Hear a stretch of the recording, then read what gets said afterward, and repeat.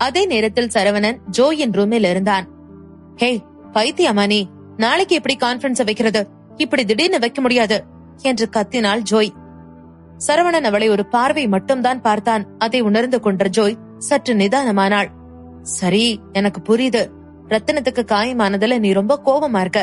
ஆனா கோபப்பட்டு ஒன்னும் ஆக போறதில்ல. நீ ஒரு விஷயத்த ஞாபகம் வச்சுக்கணும், நீதான் இங்க முதலாளி. கான்பரன்ஸ் மட்டும் ஃபெயில் ஆயிடுச்சுன்னு சொன்னா நீ என்ன பண்ண போற? இப்ப எல்லாரும் உனக்கு ஹெல்ப் பண்ணிட்டு இருக்காங்க. அது ஏன்? உனக்கு அவங்களுக்கு ஒரு பெனிஃபிட் எடுத்து கொண்டு வந்து கொடுக்கக்கூடிய சக்தி இருக்குன்னு அவங்க நம்புறாங்க. அதே மாதிரி நடந்து உன்னால அவங்களுக்கு தேவையானதை கொடுக்க முடியலன்னு சொன்னா அவங்களோட ரியாக்ஷன் எப்படி இருக்கும்? அவங்க உன்னை அடிச்சே கொன்னுடுவாங்க. ஜோய் என்னதான் கத்தியும் அவளது ஒரு வார்த்தையும் சரவணனின் காதை தாண்டி புத்திக்கு போகவில்லை. அவன் அவளை பார்த்து ஒரு பெருமூச்சு விட்டு நான் சொன்ன மாதிரியே நாளைக்கு நான் எக்கனாமிக் கான்பரன்ஸ் ஸ்டார்ட் பண்ண போறேன். சரி, நான் இப்ப கிளம்பணும், எனக்கு கொஞ்சம் வேலை இருக்கு என்று சொன்னவன் அப்படியே எழுந்து அங்கே இருந்து போனான். ஜோய்க்கு அவனை கொல்லும் அளவிற்கு கோபம் வந்தது. எல்லாத்தையும் அவனை யோசித்து அவசர புத்தியுடன் செய்வதை பார்க்கும்போது அவளுக்கு கடுப்பாக இருந்தது. கோபத்தை தேர்த்துக் கொள்ள பல்லை கடித்துக் கொண்டாள். ஆனால் சிறிது நேரத்திலேயே அவள் அமைதியானாள். சரி, இப்ப ரத்னம் ஆபத்துல இருக்காரு, அதனால அந்த ஒரே ஒரு காரணத்துக்காக இந்த தடவை உன்னோட பேச்ச கேக்குறேன் என்று நினைத்துக் கொண்டாள். ஆனாலும் அவளுக்கு சரவணன் மேலிருந்து கோபத்தை தணிக்க கொஞ்சம் கஷ்டமாகத்தான் இருந்தது. ஆனா ஒண்ணு, நான் இனிமே என்ன பண்ணாலும் அதெல்லாம் ரத்தனத்துக்காக தான். அவர்கிட்ட இருந்து நான் நிறைய கத்துக்கிட்டு இருக்கேன். அந்த மரியாதைக்காக தான். உனக்காக ஒண்ணு இல்லடா எருமக்கடா என்று சரவணனை மனதிற்குள் திட்டிக் கொண்டிருந்தாள். அயர்லாந்தில் ஒரு ஹையண்ட் ரெசிடென்ஷியல் ஏரியாவில் இருந்தான்.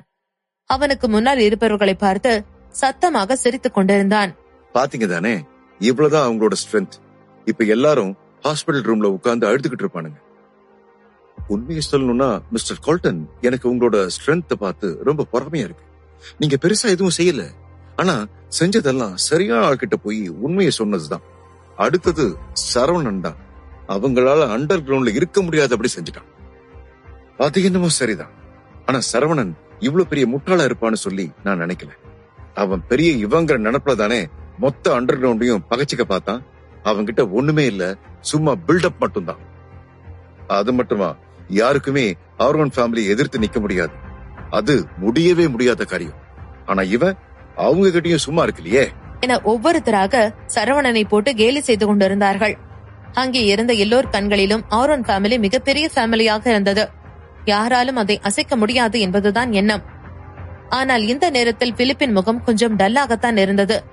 இதுவரை சரவணனை கொல்ல போட்ட பிளான் எல்லாமே சொதப்பி விட்டது. இதற்கப்புறம் அவன் எப்படியும் மிகவும் ஜாக்கிரதையாகத்தான் இருப்பான். அப்படியாக இருந்தால் அவனை கொல்வது கொஞ்சம் இம்பாசிபிள் தான் என்று யோசித்தான். எல்லோரும் கதித்துக் கொண்டிருந்த அந்த ரூம் திடீரென்று அமைதியானது. ஒரு குண்டூசி விழுந்தாலும் கூட சத்தம் கேட்கும் போல இருந்தது. அதை உணர்ந்ததும் பிலிப் என்னாச்சு என்று கேட்டான். அவனது கை வளைவுக்குள் இருந்த பெண் அவனது கையில் போட்டு பிசைந்து கொண்டிருந்தாள்.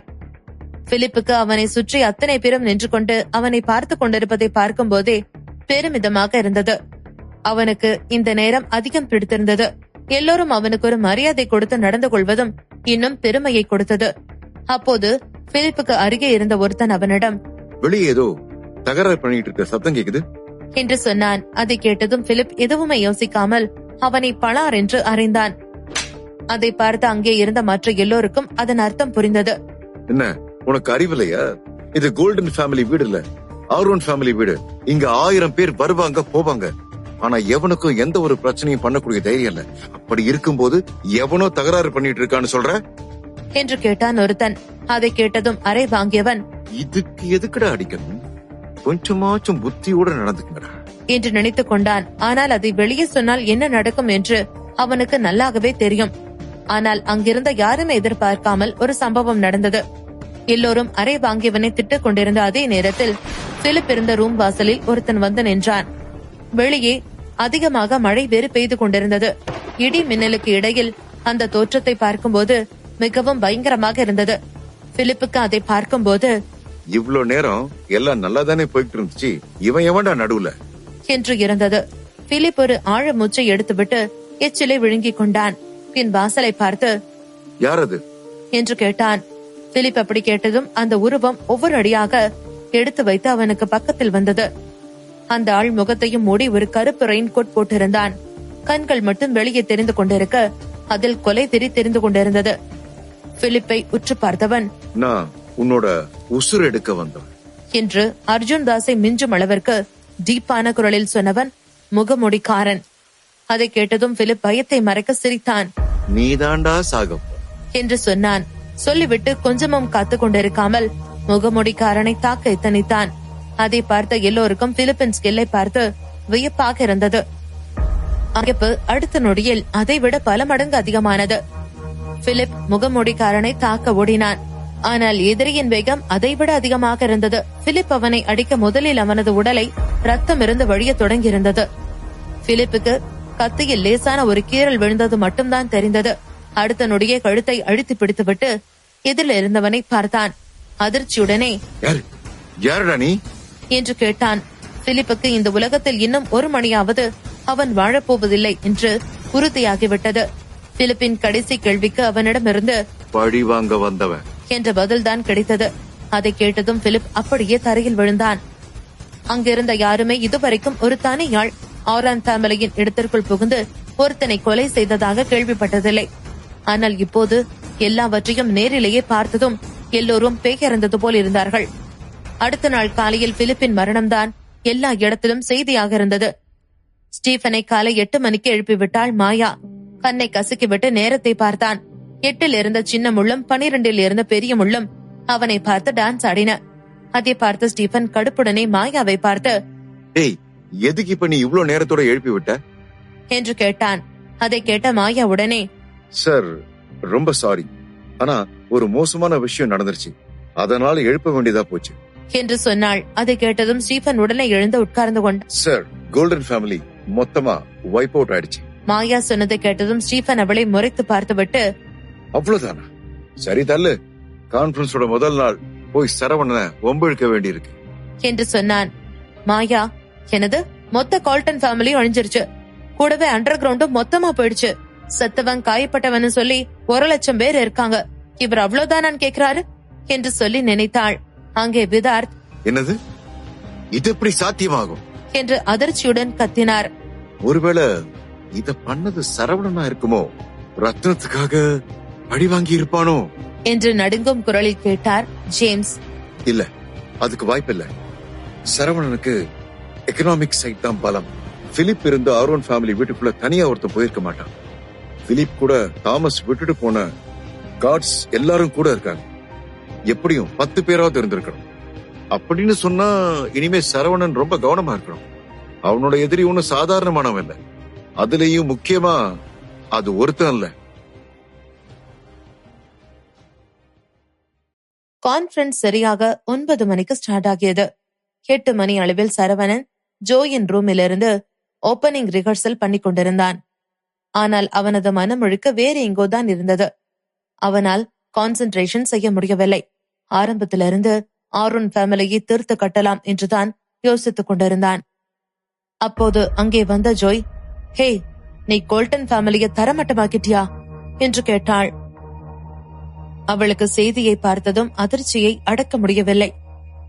கோல்டன் ஃபேமிலிக்கு இது தேவையானதாக இருந்தாலும் கூட ஒரே நாளில் மொத்த ஃபேமிலியும் காலியானது கொஞ்சம் ஷாக்கான விஷயம்தான். ஜோய் சொன்னதை கேட்டதும் சரவணனும் அதே ஷாக்குடன், என்னது, கோல்டன் ஃபேமிலி போயிடுச்சா என்று கேட்டான். ஏய், நடிக்காதடா என்று சொன்னாள் ஜோய். அடியே, நான் எதுக்கு நீ நடிக்கணும்? அதுவும் இந்த சிம்பிள் விஷயத்துல எதுக்கு நடிக்கணும்? ஜோய் கதை கேட்டதும் இன்னும் குழப்பமாக இருந்தது. அவளுக்கு சரவணன் இந்த விஷயத்தில் அவளிடம் பொய் சொல்ல மாட்டான் என்று மட்டும் தெரியும். 1,00,000 பேர் சத்திருக்காங்க, யாரு பண்ணிருக்காங்கன்னு சொல்லி யாருக்குமே தெரியல என்று ஒருவித நடுக்கத்துடன் சொன்னாள் ஜோய். சரவணன் நியூஸை பார்த்துவிட்டு பல்லை கடித்தான். அவன் மனதிற்குள், இது அப்படியே என் பக்கம் திரும்பிடுமோ என்று கேட்டுக்கொண்டான். கோல்டன் ஃபேமிலியின் அட்டாக்கிற்கு பின்னாடி இருக்கும் ஒரு முக்கிய புள்ளிதான். ஆனாலும் இத்தனை முக்கியமான கான்பரன்ஸுக்கு முன்னாடி ராத்திரி இப்படியெல்லாம் செய்யும் அளவிற்கு அவன் முட்டாள் இல்லை. அவன் அப்படி செய்தால் இத்தனை காலம் ரத்தினம் அவனை வழி நடத்தியது மொத்தமாக வீணாகிவிடும் என்று அவனுக்கு தெரியும். இருந்தாலும் எப்படியோ இப்பொழுது கோல்டன் ஃபேமிலி இல்லை என்று நினைக்கும் போது ஒருவித சந்தோஷம் இருந்தது. எது எப்படியோ அவனுங்களுக்கு இது தேவைதான். என்று சொன்னான். அவனுக்கு அவர்கள் யாரு மேலேயும் சிம்பத்தி வரவில்லை. அதை பார்த்த ஜோய் அவனை வியப்போடு பார்த்தாள். உனக்கு எந்த ஒரு ஃபீலிங்குமே இல்லையா? என்ன மனுஷன்டா நீ என்று சொன்னாள். அவளுக்கு இப்போது இந்த கலவரத்துக்குள் எப்படி இந்த கான்ஃபரன்ஸை வெற்றிகரமாக முடித்துக் கொள்வது என்பதுதான் பெரும் யோசனையாக இருந்தது.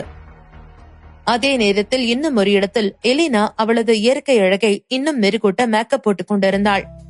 முழுதாக டிரெஸ் பண்ணினதும் அனிமேஷன் பின் போல இருந்தாள். அவள் நேராக சரவணனின் முன்னால் வந்து, நல்லா இருக்கனா என்று கேட்டாள். அதற்கு அவன் நல்லா இருக்கு என்று மட்டும் பட்டும் படாமல் சொன்னான். எலினாவிற்கு அதை கேட்டு கொஞ்சம் வருத்தம் தான். ஆனால் புன்னகைத்து விட்டு ஜோயின் பக்கம் திரும்பினாள். 2 புருவத்தையும் உயர்த்தி கேட்கவும், சும்மா சொல்லக்கூடாது, இன்னைக்கு கான்ஃபரன்ஸ்க்கு வர ஆம்பளைங்களோட கண்ணு ஏதோ புண்ணியம் பண்ணிருக்கணும் என்று சொன்னாள். அதை கேட்டதும் எலினா கடைக்கண்ணால் சரவணனை பார்த்து கொண்டே, எவனுக்கு என்ன லக்கு இருந்தாலும் நான் ஒருத்தனுக்கு தான் என்றாள். அப்போது யாரோ ரூம் கதவை தட்டும் சத்தம் கேட்டது. சரவணன் தான் போய் கதவை ஓபன் செய்தான். அங்கே சாரா நின்று கொண்டிருப்பதை பார்த்ததும் சரவணன் கொஞ்சம் ஷாக் ஆனான். அவரை பார்த்ததும் கதவை மூடிவிட்டு போலீஸை கூப்பிட நினைத்தான். சாரா போன்ற ஒரு முட்டாள் எப்படியும் கான்ஃபரன்ஸில் ஏதாவது ஒரு குழப்படியை செய்வான் என்று நினைத்தான். அவர் போன்ற ஆட்கள் இருக்கும்போது வேலையை சரியாக செய்ய முடியாமல் இருக்கும் என்று யோசித்தான். அவன் யோசித்துக் கொண்டே கதவை மீண்டும் மூடுவதற்குள் சாரா உள்ளே வந்திருந்தார். அவரது கையில் ஒரு ஃப்ரூட் பாஸ்கெட்டும் கூட இருந்தது. சரவணனுக்கு அவரை பார்த்து ஆச்சரியப்படாமல் இருக்க முடியவில்லை. அவர் சரவணனை பார்த்து, நான் உன்னை எலினாவையும் பார்த்துட்டு போலான்னு வந்தேன் என்று லேசான ஒரு புன்னகையுடன் சொன்னார். அவருக்கு கோல்டன் ஃபேமிலி இப்போது இல்லை என சொன்னது மிகவும் சந்தோஷமாக இருந்தது. வேறொன்றுக்கும் இல்லை. அப்போதுதானே அவரது சூதாட்ட கடன்களை திருப்பிக் கொடுக்க தேவையில்லை. அதே நேரம் இப்போது சரவணனுக்கு ஜேம்ஸ் போன்ற ஆட்களை தெரியும் என்பதால் அவனுடன் நட்பு கரம் நீட்ட நினைத்தார். அவர்தான் பெரிய சந்தர்ப்பவாதி. சரவணனும் எலினாவும் அவரை பொருட்படுத்தவே இல்லை. அவர்கள் தத்தம் வேலையை பார்த்துக் கொண்டிருந்தார்கள். சாராவும் வேறு வழியில்லாமல் ஜோயுடன் பேசிக் கொண்டிருந்தார். எக்கனாமிக் கான்ஃபரன்ஸின் ஓபனிங் செரிமனி ஸ்டார்ட் ஆனது. ஆனால் கான்ஃபரன்ஸ் நடந்த முழு நேரமும் பலரின் மனதில் சாவு சோகம்தான் இருந்தது. எலினா ஹாலுக்கு வரும்போது மெதுவாக அவளை ஃபாலோ பண்ணிக்கொண்டு சாராவும் வந்துவிட்டாள். முன்னாடி நடந்த சம்பவங்களை வைத்து சரண் ஆல்பர்ட் ஃபேமிலியை இன்வைட் செய்திருக்கவில்லை. சாராவிற்கு அவளை சுற்றி அத்தனை பெரிய பெரிய ஆட்கள் எல்லோரும் இருப்பதை பார்த்து சந்தோஷமாக இருந்தது. ஒரு குழந்தை பொம்மை கடைக்கு போனது போல எல்லாத்தையும் சுத்தி சுத்தி பார்த்து கொண்டிருந்தார். அப்போது ஹாலின் வாசலில் ஒரு புகாட்டி வைரான் வந்து நின்றது. அது வந்ததும் ஹால் முழுக்க ஒரு சலசலப்பு கேட்டது. அப்போது யாரோ ஒருத்தர், ஸ்டீஃபன் வந்துட்டாரு என்று சொல்லும் சத்தம் கேட்டது. அவன் வந்தது தெரிந்ததும் பலர் அவனை பார்க்க தடுமாறிக் கொண்டிருந்தார்கள். அவனை தவிர இப்படியான ஒரு சீனை உண்டாக்க கூடிய ஆள் வேறு யாரும் இருக்கவில்லை. காரில் இருந்து இறங்கியதுமே சிங்கம் தனது இரையை தேடுவது போல தனது எதிரியை தேடினான் ஸ்டீஃபன். கூடிய சீக்கிரத்தில் அவனது கண்களில் சரவணனின் உருவம் தென்பட்டது. ஆனாலும் ஸ்டீஃபன் முதலாவது சாராவை நோக்கித்தான் போனான். அவருக்கு முன்னால் போனவன், நீங்க தானே மிஸ் சாரா என்று கேட்டான். அதை கேட்டதும் சாராவிற்கு மயக்கம் வராத குறைதான். உடனே ஸ்டீஃபன் நீட்டிய கையை பிடித்து குலுக்கினார் சாரா. பின் அவரை அவரது கையை நம்ப முடியாமல் பார்த்துக் கொண்டிருந்தார். அப்போது அவருக்கு அவரது அவசர புத்தியை நினைத்து மிகவும் கேவலமாக இருந்தது. சற்று நேரத்திற்கு முன்னாடிதான் அவர் சரவணனுடன் மெதுவாக ஃப்ரெண்டாக பார்த்தார். ஆனால் இப்போது அவனை விட பல மடங்கு சக்தி வாய்ந்த ஸ்டீஃபனை அவருக்கு முன்னால் வந்து கை கொடுத்திருக்கிறான். சாரா இன்னும் பிரமிப்பிலேயே இருக்க ஸ்டீஃபன் அவரை பார்த்து லேசாக புன்னகைத்து விட்டு சரவணனின் பக்கம் திரும்பினான். ஏய் மிஸ்டர் சரவணா, ரொம்ப நாளைக்கு அப்புறம் என்று சொன்னான். சரவணன் லேசாக தலையை ஆட்டிவிட்டு கையை நீச்சினான். ஆனால் ஸ்டீஃபன் அவனுடன் கையை குலுக்கவில்லை. அங்கே கூடியிருந்த மீடியா எல்லாம் நிறுத்தாமல் போட்டோ எடுத்துக் கொண்டிருந்தார்கள். எல்லோருமே ஸ்டீஃபனை மட்டும்தான் போட்டோ எடுத்துக் கொண்டிருந்தார். யாரது போக்கஸும் சரவணன் மீது இருக்கவில்லை. அதை கவனித்த ஸ்டீஃபன் மெதுவாக சரவணனின் காதுக்கு பக்கத்தில் போய், நீ வந்திருக்க கூடாது என்று சொன்னான். ஏன் என்று கேட்டான் சரவணன். ஸ்டீஃபன் குரலில் கடுமையான கோபம் தெரிந்தது. உனக்கு இங்க வரதுக்கான தகுதி இல்ல, அவ்வளவுதான் என்று சொன்னான் ஸ்டீஃபன். சரவணன் அதை கேட்டதும் லேசாக புன்னகைத்தான். உள்ளுக்குள் இருக்கும் கோபத்தை அந்த புன்னகையால் மறைத்துக் கொண்டான். அப்படியா? ஐ டு ஐன்னு சொல்றது என்னன்னு நீ இன்னைக்கு தெரிஞ்சுப்ப ஸ்டீஃபன். சரவணன் சொன்னதை கேட்டதும் சிரித்தான் ஸ்டீஃபன். என்ன சரவணன், எதுக்கு இப்ப சிரிப்பு காட்டுற? இன்னைக்கு எல்லாரும் இந்த கான்ஃபரன்ஸுக்கு எதுக்கு வந்திருக்காங்கன்னு நினைக்கிற? எல்லாருமே ஆரோன் ஃபேமிலிக்காக தான் வந்திருக்காங்க. இன்னைக்கு நான் உனக்கு ஆரோன் ஃபேமிலியோட பவர் என்னன்னு சொல்லி காட்டுறேன் என்று உள்ளே நடந்து கொண்டே சொன்னான் ஸ்டீபன். ஸ்டீபன் ரெட் கார்பெட்டின் நடுவே போய் நின்று கொண்டு எல்லோரையும் பார்த்து கையை தூக்கினான். அங்கே இருந்த எல்லோருக்கும் ஆரான் ஃபேமிலியை சேர்ந்த ஒருத்தனை நேரில் பார்க்க கிடைத்தது ஏதோ முக்தி அடைந்தது போல இருந்தது. ஸ்டீபன் எல்லோரையும் பார்த்து, இந்த எக்கனாமிக் கான்ஃபரன்ஸ் என்னாலதான் ஆர்கனைஸ் பண்ணப்பட்டிருக்கு என்று சொன்னான். அதை கேட்டதும் ஜோய்க்கு கோபமாக வந்தது. இவ எதுக்கு இப்ப சரவணன் பெத்த பிள்ளைக்கு அவனோட இனிஷியல கொடுக்கறான் என்று யோசித்தாள். அதே கடுப்புடன் சரவணனை பார்க்க அவனோ அவளை பார்த்து அமைதியாக இருக்கும்படி சைகை செய்தான். அதை பார்த்ததும் அவளுக்கு இன்னும் கடுப்பாக இருந்தது. டே, என்னடா உன்னோட பிளானு? இவன் முன்னாடி வந்துட்டு ஏதேதோ சொல்லி எல்லாரோட மனசையும் மயக்கிட்டு இருக்கான் என்றாள். நான் அதை என்னோட வழியில சால்வ் பண்ணிக்கிறேன். எருமை, அதுதான் என்ன வழின்னு சொல்லு. என்ன பண்ண போற? ஜேம்ஸ் ஒரு வார்த்தையும் சொல்லாம இருக்காரு. அயர்லாந்து மக்கள் இப்படியும் ஸ்டீபனுக்கு தான் சப்போர்ட் பண்ணுவாங்க. ஆரோன் ஃபேமிலிக்கு இருக்கிற பவருக்கு நீ பேசி ஒத்துக்க வச்சிருக்கிற நாடுகளையும் இதுல இருந்து தள்ளி வைக்க முடியும் என்று மிகவும் கோபத்துடன் சொன்னாள் ஜோய். எனக்கு தெரியும். உனக்கு எப்படி தெரியும்? சரவணன் அதை கேட்டதும் ஒரு சிகரெட்டை பத்த வைத்து குடிக்க தொடங்கினான். ரத்னம் சொன்னார். சரவணன் சொன்னதை கேட்டதும் ஜோய் ஷாக் ஆனாள். நான் அயர்லாந்துக்கு வர முன்னாடியே ரத்னம் எனக்காக ஆரோன் ஃபேமிலியை பத்தி அனலைஸ் பண்ணார் என்று சொன்ன சரவணன் ஒரு நீண்ட பஃபை இழுத்து விட்டான். என்னோட மோத நினைக்கிறவங்களோட நான் அதுக்கான முறையில சண்டை போடுவேன். ஆனா அதுக்குள்ள அவங்க ரத்னத்தை இழுத்து ரொம்ப பெரிய தப்பு பண்ணிட்டாங்க. அவங்களுக்கு உலகத்துல ஒரு நரகம் இருந்தா எப்படி இருக்கும்னு சொல்லி காட்ட போறேன் என்று சொன்னான். அவனது கண் ரத்த சிவப்பாக மாறி இருந்தது. அப்போது சரியாக அதே நேரத்தில் அங்கே ஜஸ்டினும் வந்து சேர்ந்திருந்தான். அவனுடன் சரவணன் கூட்டிக் கொண்டு வர சொல்லியிருந்த ஆட்களும் வந்து. சரவணன் சொன்னதை கேட்டதும் ஜோய்க்கு கடும் ஆச்சரியமாக இருந்தது.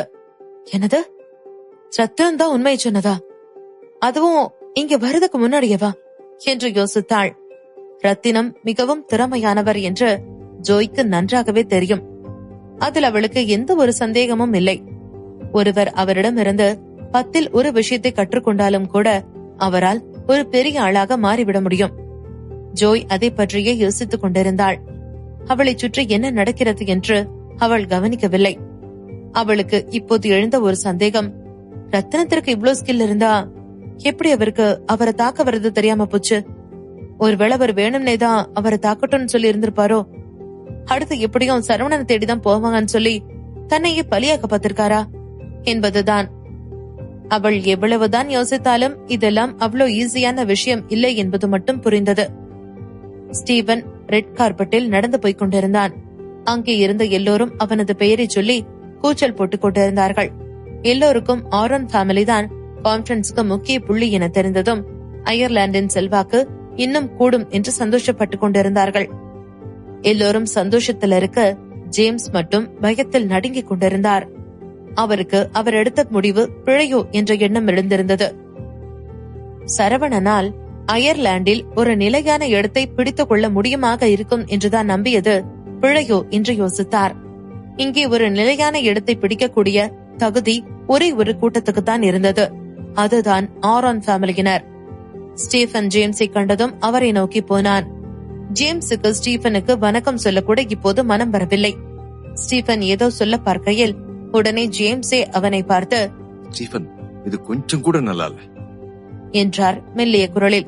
அவர் சரவணன் தான் இது எல்லாவற்றையும் ஆர்கனைஸ் செய்தது என்று அவனுக்கு ஞாபகப்படுத்திவிட்டார். இப்படி திடுத்தென்று கான்ஃபரன்ஸை டேக் ஓவர் பண்ணிக் கொள்வது அவ்வளவு நல்லதல்ல என்று யோசித்தார். ஸ்டீபன் சிரித்துவிட்டு, அதுல என்ன ப்ராப்ளம் இருக்கு? அயர்லாண்டோட இன்சார்ஜுங்கிற அடிப்படையில உனக்கு ஒரு விஷயம் தெரிஞ்சுக்கணும். இங்க எவனுக்கு சக்தி இருக்கோ அவன் தான் இங்க கிங் என்று சொன்னான். அவன் கடைசி வாக்கியத்தை சொல்லும் போது ஆள்காட்டி விரலால் தனது மார்பில் காட்டிக்கொண்டான். அதாவது அப்படினால் மட்டும்தான் கிங்காக இருக்க முடியும் என்பதுதான் அர்த்தம். அதை கேட்ட ஜேம்ஸ் அமைதியாகவே இருந்தார். ஸ்டீபன் சொன்னதை கேட்டதும் ஜேம்ஸுக்கு நடுக்கமாக இருந்தது.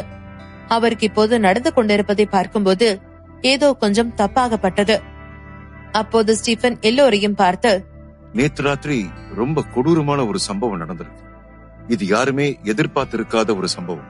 அதுல பாதிக்கப்பட்ட அந்த சிறுபான்மை மக்களுக்காக நான் பேச வேண்டிய அவசியம் இருக்கு என்று சொன்னான். ஸ்டீபன் சொன்னதை கேட்டதும் அங்கே ஒரு சலசலப்பு ஏற்பட்டது. எல்லோரும் மீண்டும் அதை ஞாபகப்படுத்தி அதை பற்றி பேசத் தொடங்கியிருந்தார்கள். எல்லோரின் வாயிலும் பொதுவாக இருந்த கேள்வி அதை செய்தது யாராக இருக்கும் என்பதுதான்.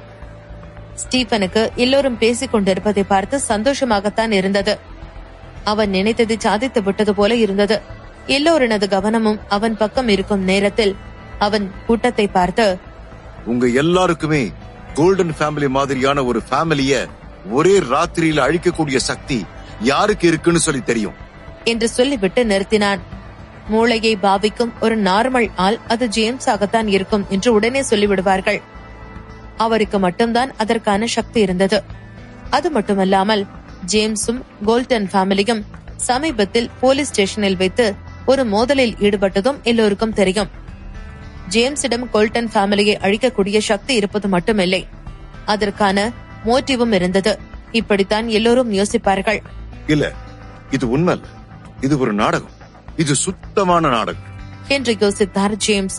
அவருக்கு கோபம் கடுமையாக இருந்தாலும் கூட எதையும் வெளிப்படுத்திக் கொள்ள முடியவில்லை. ஸ்டீபன் தனது பேச்சை தொடர்ந்தான். நீங்க யாரும் முட்டாள் இல்லன்னு சொல்லி எனக்கு நல்லாவே தெரியும். அத செஞ்சவன் நமக்கு இடையில தான் இருக்கான். ஆனா இன்னும் ஒரு முக்கியமான விஷயம் என்னன்னு சொன்னா, அது எல்லாத்துக்கும் பின்னாடி ஒரு மாஸ்டர் மைண்ட் இருக்கான். ஸ்டீபன் அதை சொல்லும் பொழுது அவனது பேச்சில் அத்தனை உறுதி தெரிந்தது. எந்த ஒரு சந்தேகமும் இல்லாமல் மிகவும் தெளிவாக சொல்வது போல இருந்தது. ஜாய்க்கு ஸ்டீபன் சரவணனைத்தான் இப்போது டார்கெட் செய்து கொண்டிருக்கிறான் என்பது புரிந்துவிட்டது. அதை உணர்ந்ததும் பதட்டமாக இருந்தது. சரவணனின் நிலை ஜேம்ஸை போன்றதல்ல. உண்மையிலேயே ஜேம்ஸுக்கும் எதுக்கும் சம்பந்தம் இருந்தால் அதை அவரே ஒத்துக்கொண்டாலும் கூட அது மக்களுக்காக செய்ததாக மாறிவிடும். அதனால் அவருக்கு பெரிதாக ஒரு பாதிப்பும் இருக்காது. ஆனால் அதே நேரம் சரவணனுக்கு அப்படி இல்லை. இங்கே கான்ஃபரன்ஸில் இருக்கும் அத்தனை பேருக்கும் அவன் மேல் இருக்கும் நம்பிக்கை மொத்தமாக உடைந்து போய்விடும். ஸ்டீபன் ஒரு கேப் விட்டுக் கொண்டிருந்தான். யார் அது? எவனா இருந்தாலும் அவன் ரொம்ப டூ மச்சா தான் போயிருக்கான். ஒரு மனுஷன் இப்படி நடந்துப்பானா என்று ஒவ்வொருவரும் ஒவ்வொன்று சொல்ல தொடங்கி இருந்தார்கள். ஸ்டீபனுக்கு அது எல்லாவற்றையும் கேட்கும்போது சிரிப்பாயிருந்தது. அவன் பற்ற வைத்த நெருப்பு இப்போது காட்டுத்தையாக பரவி இருப்பதை பார்க்கும்போது சந்தோஷமாக இருந்தது. அதை பார்த்து ரசித்துக் கொண்டே, அது சரவணன் என சொல்ல பார்த்தான். ஆனால் அடுத்த நொடியே அவனது பார்வை உறைந்து போனது. சரவணனுக்கு ஸ்டீபன் அவனை இப்போது மாட்டி விடுவான் என்று தெரிந்திருந்தது. இருந்தாலும் அவன் கொஞ்சம் கூட தடுமாறாமல் கருட சிலை போல் கம்பீரமாக நின்று கொண்டிருந்தான். அவனது பக்கம் ஸ்டீபன் பார்வையை திருப்பியதும் அவனுக்கு பெரும் ஷாக்காக இருந்தது. சரவணனுக்கு பின்னால் அவனுக்கு மிகவும் பழக்கப்பட்ட சில முகங்களை அவனால் பார்க்க முடிந்தது. அவர்கள் யாரையும் அவனுக்கு தெரியாமல் இருக்க வாய்ப்பே இல்லை. அதெல்லாம் உலகத்தில் இருக்கும் டாப் 10 வங்கிகளின் ஷேர் ஹோல்டர்ஸ். அவர்களில் ஒருத்தர் இன்னும் தனித்துவமாக இருந்தார். அவர்தான் ஸ்விஸ் பேங்கின் வைஸ் பிரசிடென்ட். அவர்தான் குவாலிபிகேஷன்ஸ் அப்ரூவ் பண்ணக்கூடிய பொறுப்பாக இருப்பவர். சமீபத்தில் ஸ்டீபன் ஸ்விஸ் பேங்கில் ஒரு 50 பில்லியன் யூரோ பெறுமதியான ஒரு ப்ராஜெக்டுக்கு அப்ரூவல் கேட்டிருந்தான். ஆரன் ஃபேமிலி அதை கேட்டிருந்ததால் அது அப்ரூவ் ஆயிருக்கும். ஆனால் அவனோ ஆரன் ஃபேமிலியின் ஒரே ஒரு ரீசனுக்கு மட்டும் பொறுப்பாக இருப்பவன். அவனால் மொத்த ஃபேமிலியையும் பிரதிநிதித்துவப்படுத்த முடியாது. அது மட்டும் இல்லாமல் அவனுக்கு அப்படி ரெப்ரசன்ட் பண்ணக்கூடிய தகுதியும் இல்லை. அதனால் அவனுக்கு பேங்கை சேலஞ்ச் செய்ய முடியாமல் இருந்தது.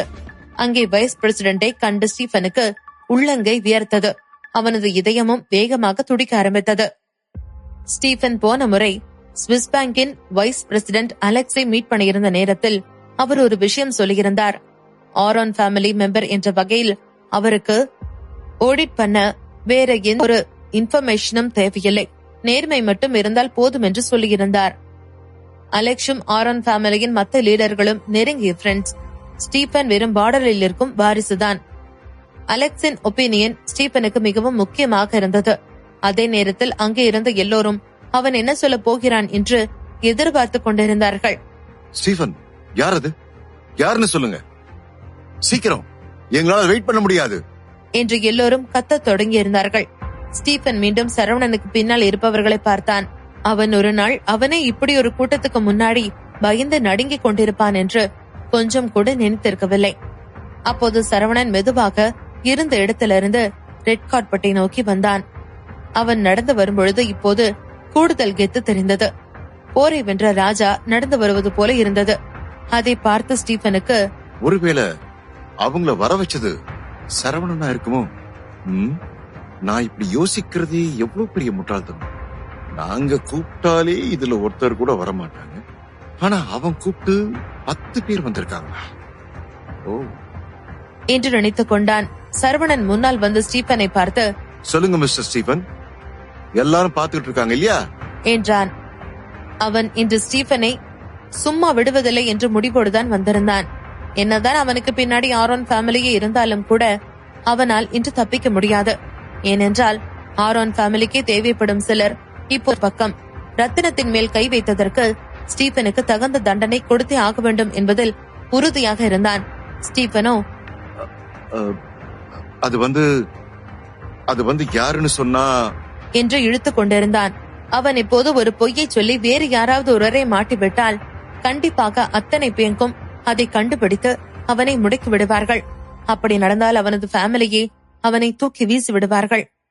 அதை நினைக்கும் போதே அவனது முள்ளந்தண்டில் ஏதோ ஊறுவது போல இருந்தது. அப்படியே ஒரு ஆழமான முச்சு இழுத்து விட்டவன் தலையை குனிந்து கொண்டு, நான் தான் என்றான்.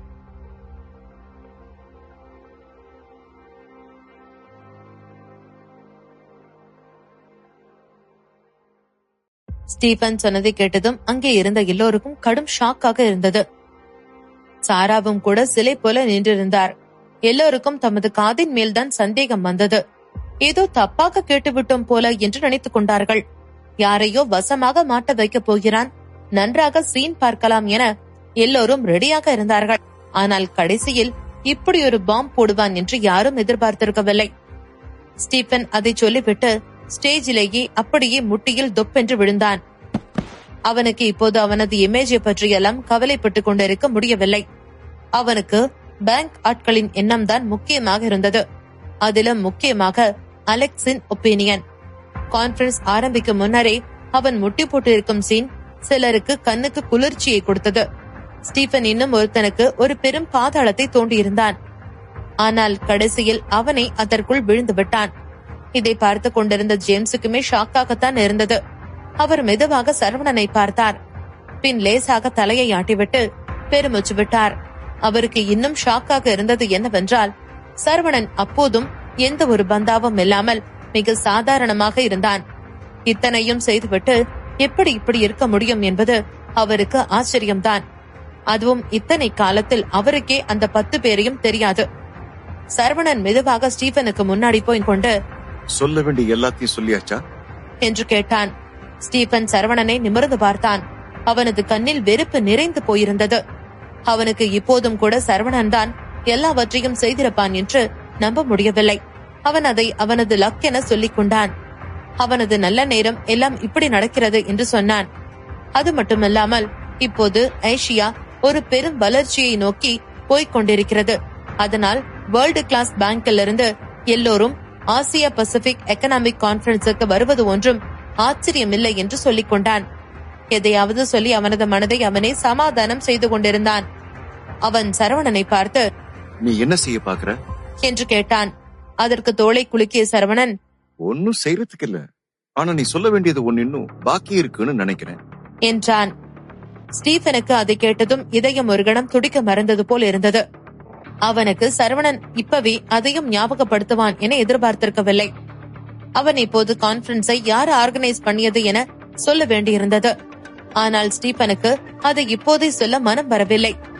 அவன் சரவணனின் கடின உழைப்புக்கு கிரெடிட் எடுத்துக்கொள்ள நினைத்திருந்தான். ஓஹோ, அப்படி எதுவும் இல்லையே என்று சொன்னான் ஸ்டீபன். சொல்லிவிட்டு மெதுவாக எழுந்து கிளம்ப பார்த்தான். அவன் அந்த பேங்க் பிரசிடென்ட்களை இம்ப்ரெஸ் செய்ய இன்னும் நேரம் இருப்பதாக நினைத்தான். அதனால் வாய்ப்பை மிஸ் செய்யக்கூடாது என்று யோசித்தான். ஆனால் அவன் ஒரு அடி வைத்ததுமே சரவணன் அவனது வழியை மறித்தான். அதை பார்த்து ஸ்டீபன் சரவணனை முறைத்து பார்த்தான். இப்போ உனக்கு என்னதான் வேணும்? ஒண்ணும் இல்லையே, சும்மா உன்கிட்ட விளையாடிக்கிட்டு இருக்கேன் என்று சொன்னவன் கண்களை சுமட்டினான். ஸ்டீபனை போல் இல்லாமல் சரவணன் மிகவும் நிதானமாக இருந்தான். தன்மேல் அதிக நம்பிக்கையும் இருக்கும் ஒருத்தனால் மட்டுமே அத்தனை நிதானமாக இருக்க முடியும். சரவணா, என் வழியில குறுக்க வராம இருக்கிற வரைக்கும் தான் உனக்கு நல்லது என்று பல்லை கடித்துக் கொண்டு சொன்னான் ஸ்டீபன். அதை கேட்ட சரவணன், உடனே அவனது காதை இழுத்து பிடித்துக் கொண்டு ஸ்டீபனுக்கு நெருக்கமாய் போய், என்னது, என்ன சொன்ன என்று கேட்டான். அவனது குரல் இப்போது கொஞ்சம் அதிகமாகத்தான் இருந்தது. ஸ்டீபனுக்கு போக போக கோபம் கூடிக்கொண்டே வந்தது. இப்போதைக்கு அங்கே இருக்கும் எல்லோருக்கும் அங்கே என்ன நடந்து கொண்டிருக்கிறது என அவனுக்கு தெரியும். என்ன, அவங்களுக்கு கான்பரன்ஸ் ஆர்கனைஸ் பண்ணது நான் தான் சொல்லி தெரியாம இருக்கும்னு நினைக்கிறியா என்று மெதுவாக சொன்னான். அதை கேட்டதும் ஸ்டீபனின் முழு உடலும் கொதித்தது. அவன் சரவணனை பார்க்க அவனது கண்விழிகள் அப்படியே விரிந்து கொண்டன. அவன் நினைத்திருந்ததை விட சரவணன் வினோதமாக தெரிந்தது. என்ன அசிங்கப்படுத்த ட்ரை பண்றியா? ஆனா நீதான் பாவம்.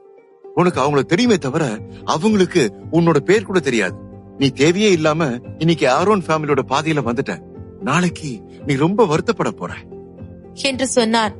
சொல்லிவிட்டு அடுத்த நொடி மைக்கை எடுத்து, அடுத்து இந்த தடவை எக்கனாமிக் கான்பரன்ஸோட ஹோஸ்ட் சரவணனை வெல்கம் பண்ற என்று சொல்லிவிட்டு தடதடவென மேடையிலிருந்து இறங்கினான். ஸ்டீபனுக்கு இதுவரைக்கும் நடந்த அவமானத்தை தாங்கிக் கொள்ள முடியவில்லை. சரவணன் ஸ்டேஜில் இருக்க அவனை ஏதோ ஒரு ஏலியனை பார்ப்பது போல பார்த்து கொண்டிருந்தாள் ஜோய்.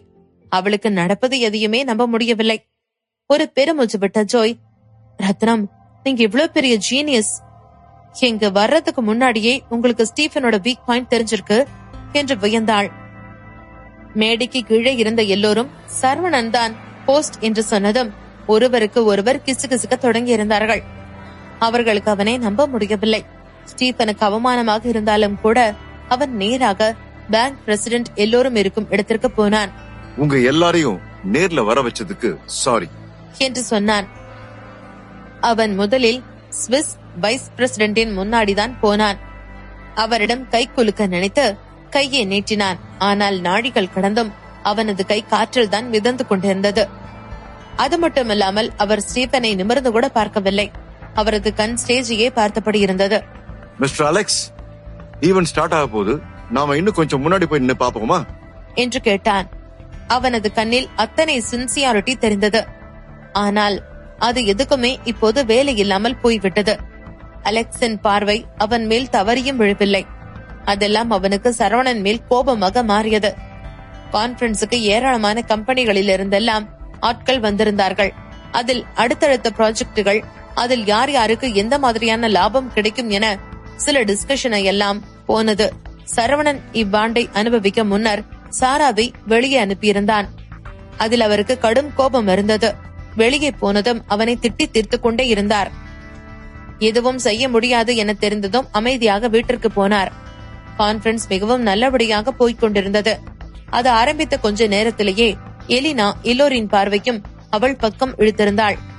எல்லாம் நல்லபடியாக போய்கொண்டிருந்தாலும் கூட ஸ்டீபன் மட்டும்தான் முகத்தை தூக்கி வைத்து உட்கார்ந்து கொண்டிருந்தான்.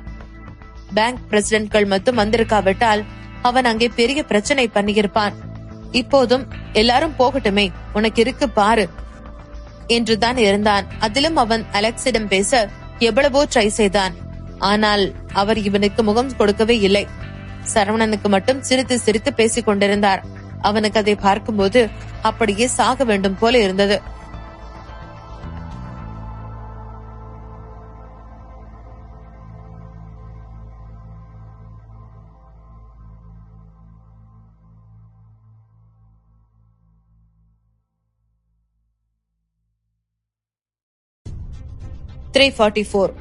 யாரோ ஃபாலோ பண்றாங்க. ஸ்டீபன் ஆரோன் ஃபேமிலியை மென்ஷன் செய்த பிறகும் கூட அலெக்ஸ் அவரை கண்டுகொள்ளாமல் சென்றது ஸ்டீபனுக்கு மிகவும் ஆச்சரியத்தையும் அதிர்ச்சியையும் கொடுத்தது.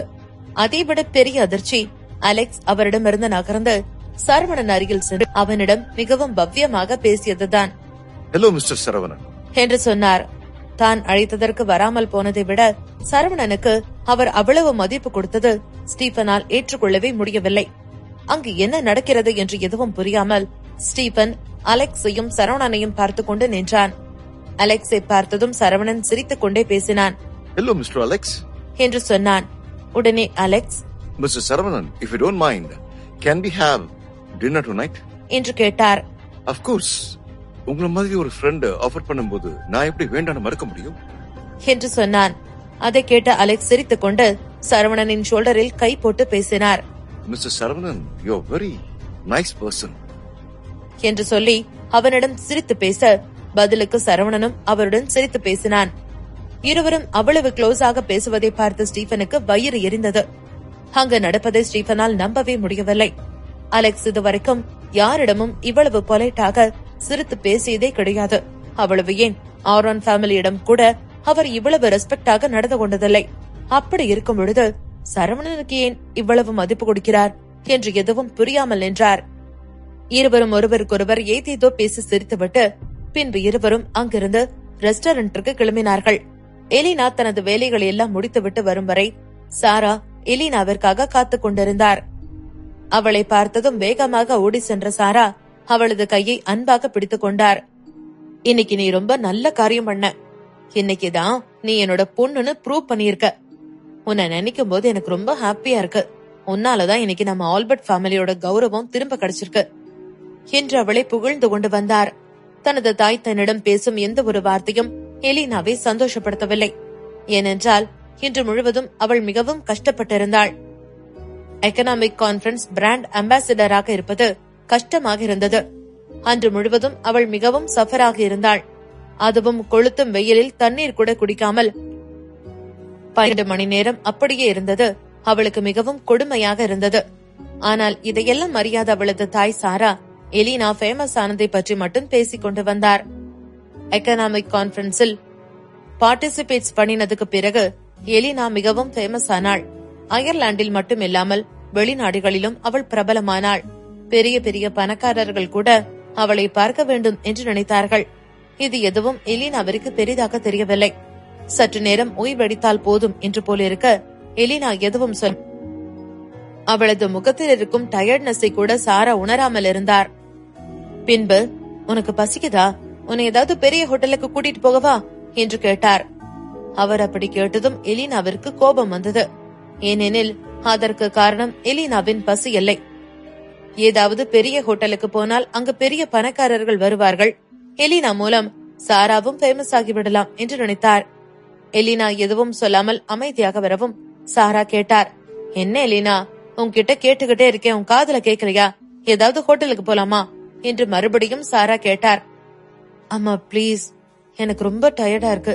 நான் இப்பவே சரவணனை பாக்கணும் என்று சொன்னாள். டார்லிங், நீ இப்படி இருக்க? உன்னை பார்க்க எத்தனை பேர் சுத்திட்டு இருக்காங்க தெரியுமா? அப்புறம் எதுக்கு நீ தேவையில்லாம அந்த யூஸ்லெஸ் சரவணனை பத்தியே யோசிச்சுட்டு இருக்க என்று சாரா கேட்டார். மம்மி, அப்புறம் எதுக்கு நீ சரவணனுக்கு ஃப்ரூட் கொடுத்துட்டு இருந்த? நீ அவன் கூட நின்னதை நான் பார்த்தேன் என்று எலினா கேட்டாள். அது வந்து நான் ஒன்னு அவனுக்காக அது செய்யல. அவன் தாமஸுக்கு வேண்டப்பட்டவனோன்னு நினைச்சேன். தாமஸுக்கு அவனுக்கு இடையில ஏதாவது பாண்டிங் இருக்குன்னு நினைச்சேன். ஆனா லேட்டா தான் புரிஞ்சுது அவன் தாமஸ் கிட்ட ஏதோ வேலை கேட்டுட்டு இருக்கான்னு.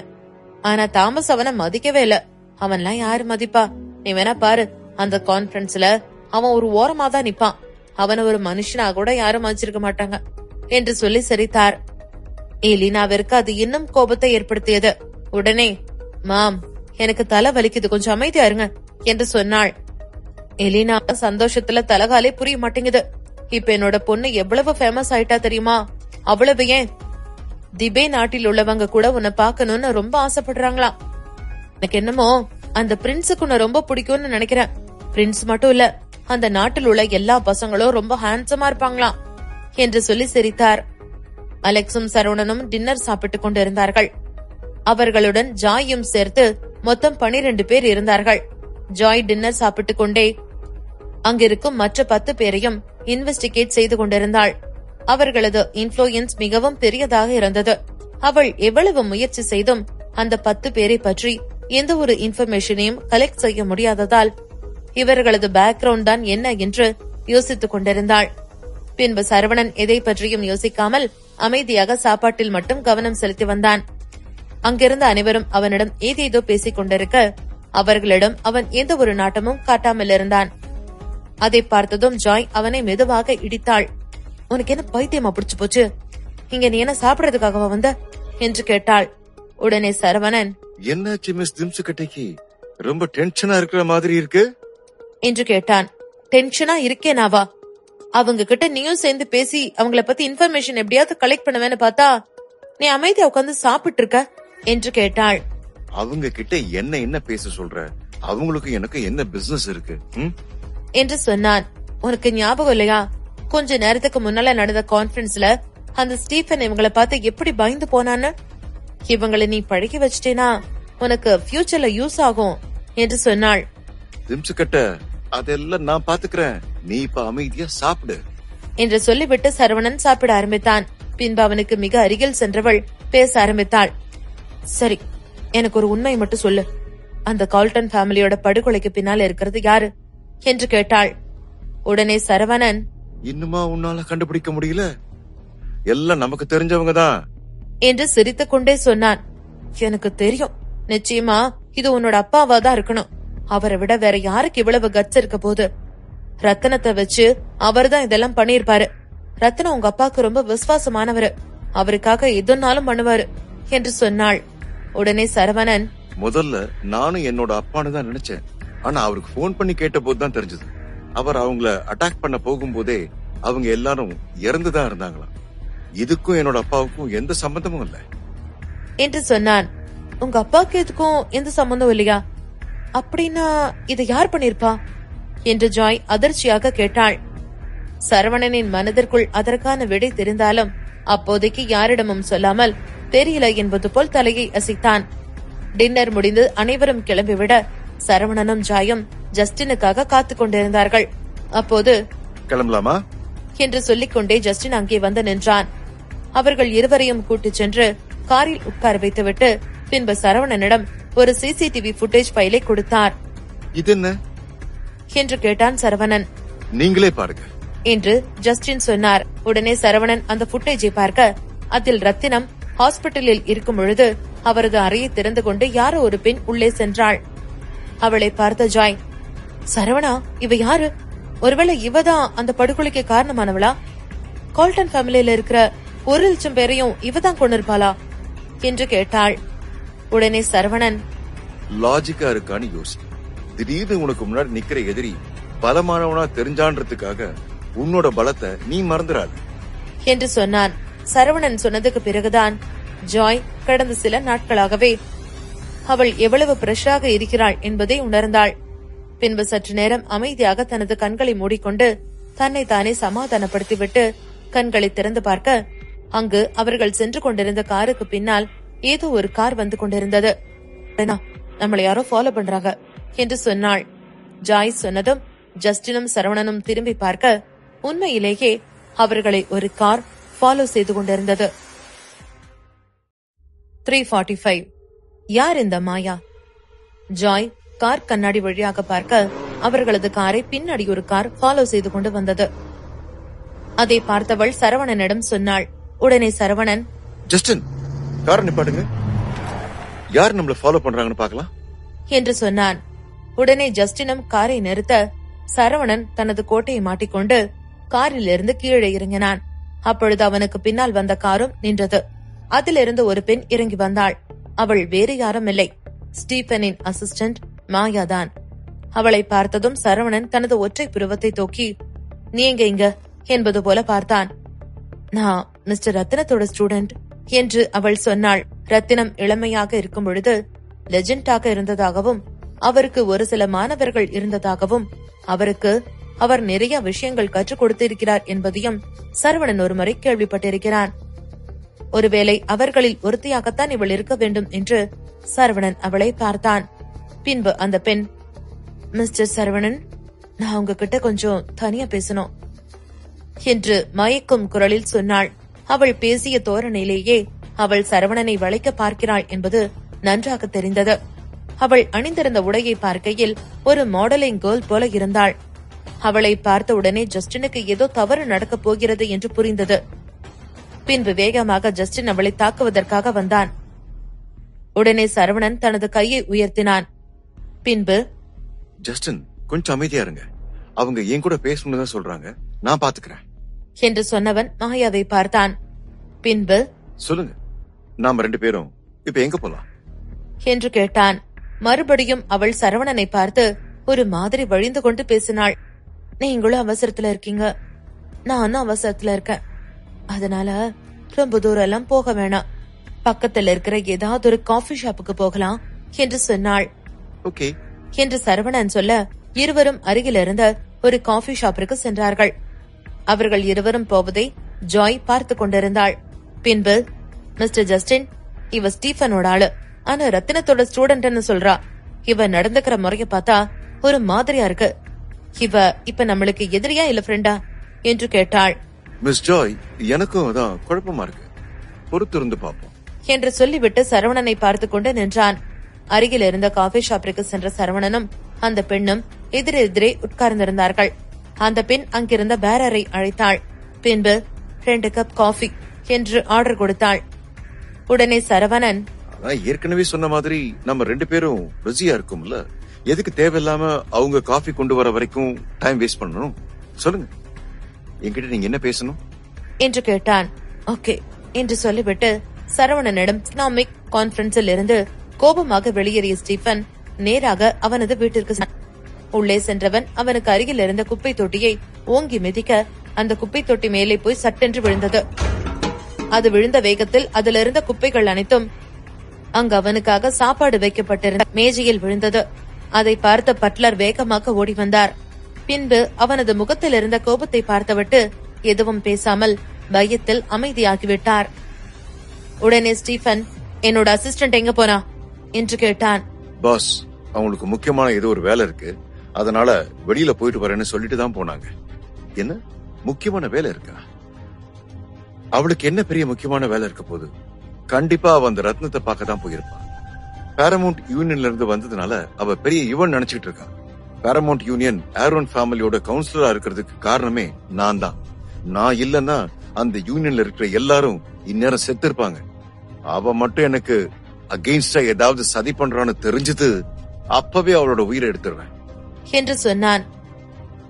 பாராமவுண்ட் யூனியன் 1000 வருடங்களுக்கு முன்னால ஹோக்ஸியோல உருவாக்கப்பட்டது.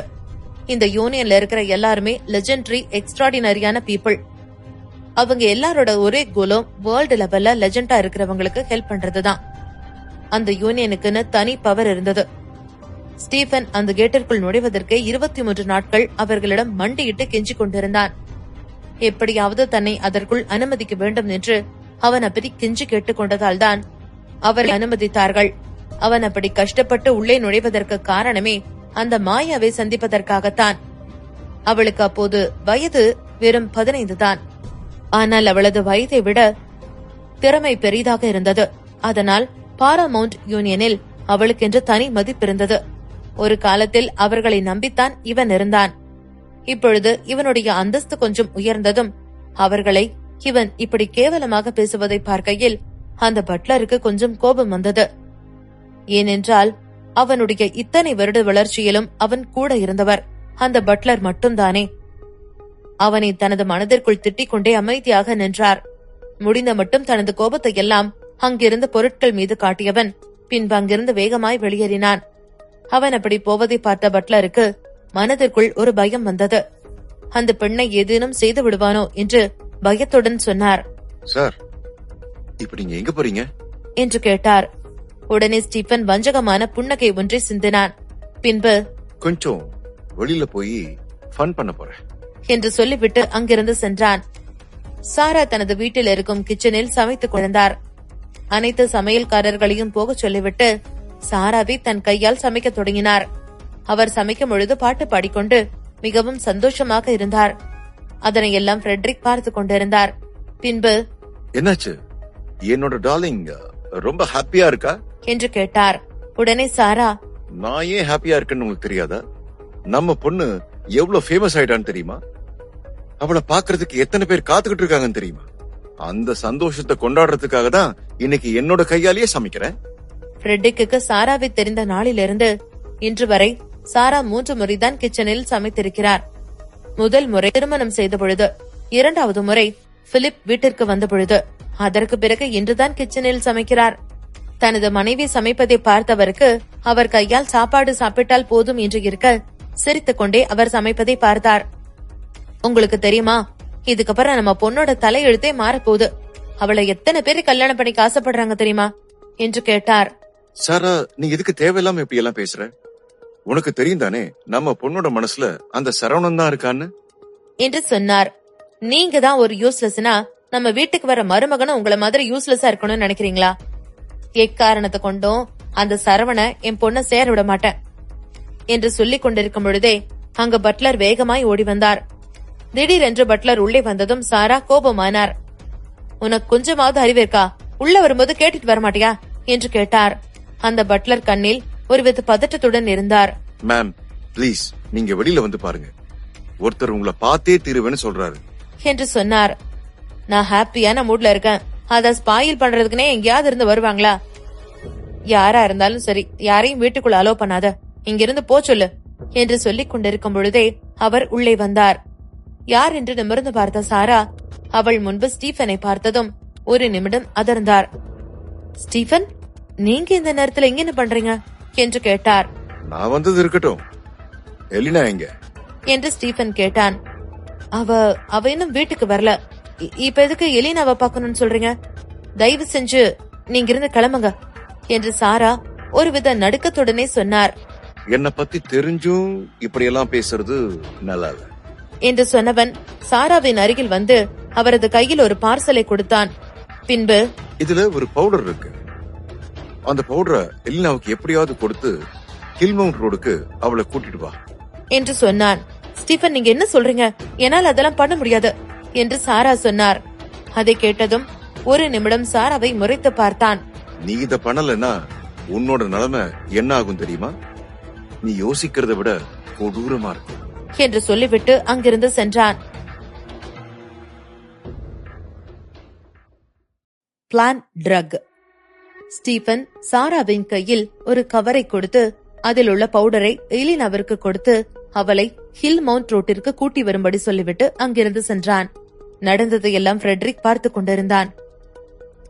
சாரா, இங்க என்ன நடக்குது? இவன் ஏன் இப்படி பேசிட்டு போறான் என்று கேட்டார். அது அவன் ஒரு பைத்தியம். அவன் ஏதாவது சொல்லுவான்.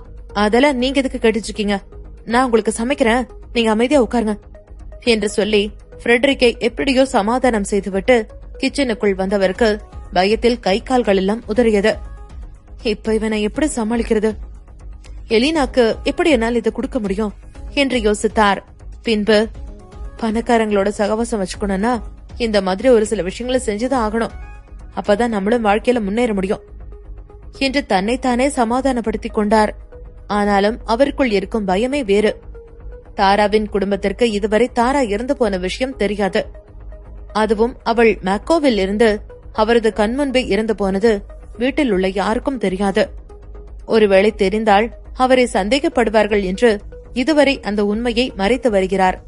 தாரா இறந்தது தெரியாமல் அவர் வீட்டில் உள்ள அனைவரும் அவரை இன்று வரை தேடி வருகின்றனர்.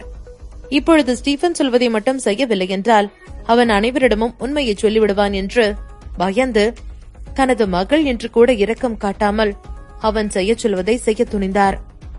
ஸ்டீஃபன் அங்கிருந்து சென்ற கொஞ்ச நேரத்திலேயே வெளியில் சென்றிருந்த எலினா வீட்டிற்கு திரும்பி வந்தாள். வரும் வழியில் சரவணனிற்கு போன் செய்து கொண்டு வந்தாள். சரவணன் அப்பொழுது ஸ்டீஃபனின் அசிஸ்டன்ட் மாயாவுடன் பிஸியாக பேசிக் கொண்டிருந்ததால் அவளது காலை அட்டன் செய்யாமல் இருந்தான். சும்மாவே நான் போன் பண்ண எடுக்க மாட்டான். இதுல எனக்கு ரொம்ப பிஸியா வேற இருப்பான். எங்க என் போன் எடுக்க போறான்? எனக்கு என்னமோ இவனோட முகத்தை பார்த்தா என்னோட டயர்ட்னஸ் எல்லாம் போயிடும் போல இருக்கு என்று சொல்லிக் கொண்டே வீட்டிற்குள் நுழைந்தாள். எலினாவை பார்த்ததும் சாரா வேகமாக பாசத்துடன் ஓடி வந்தார். அடடே, என் பொண்ணு வந்துருச்சு. என் பொண்ணு ரொம்ப டயர்டா இருப்பா என்று சொல்லி அவளது கையில் இருந்த பேக்கை வாங்கிக் கொண்டு அவளை அங்கிருந்த சோஃபாவில் உட்கார வைத்தார். இப்பொழுதெல்லாம் சாரா அவளிடம் மிகவும் பாசம் காட்டது அவளுக்கு ஒருபுறம் ஆச்சரியமாக இருந்தாலும் மறுபுறம் அதை அனுபவிக்கலாம் என்று சிரித்துக் கொண்டே அனுபவித்தாள்.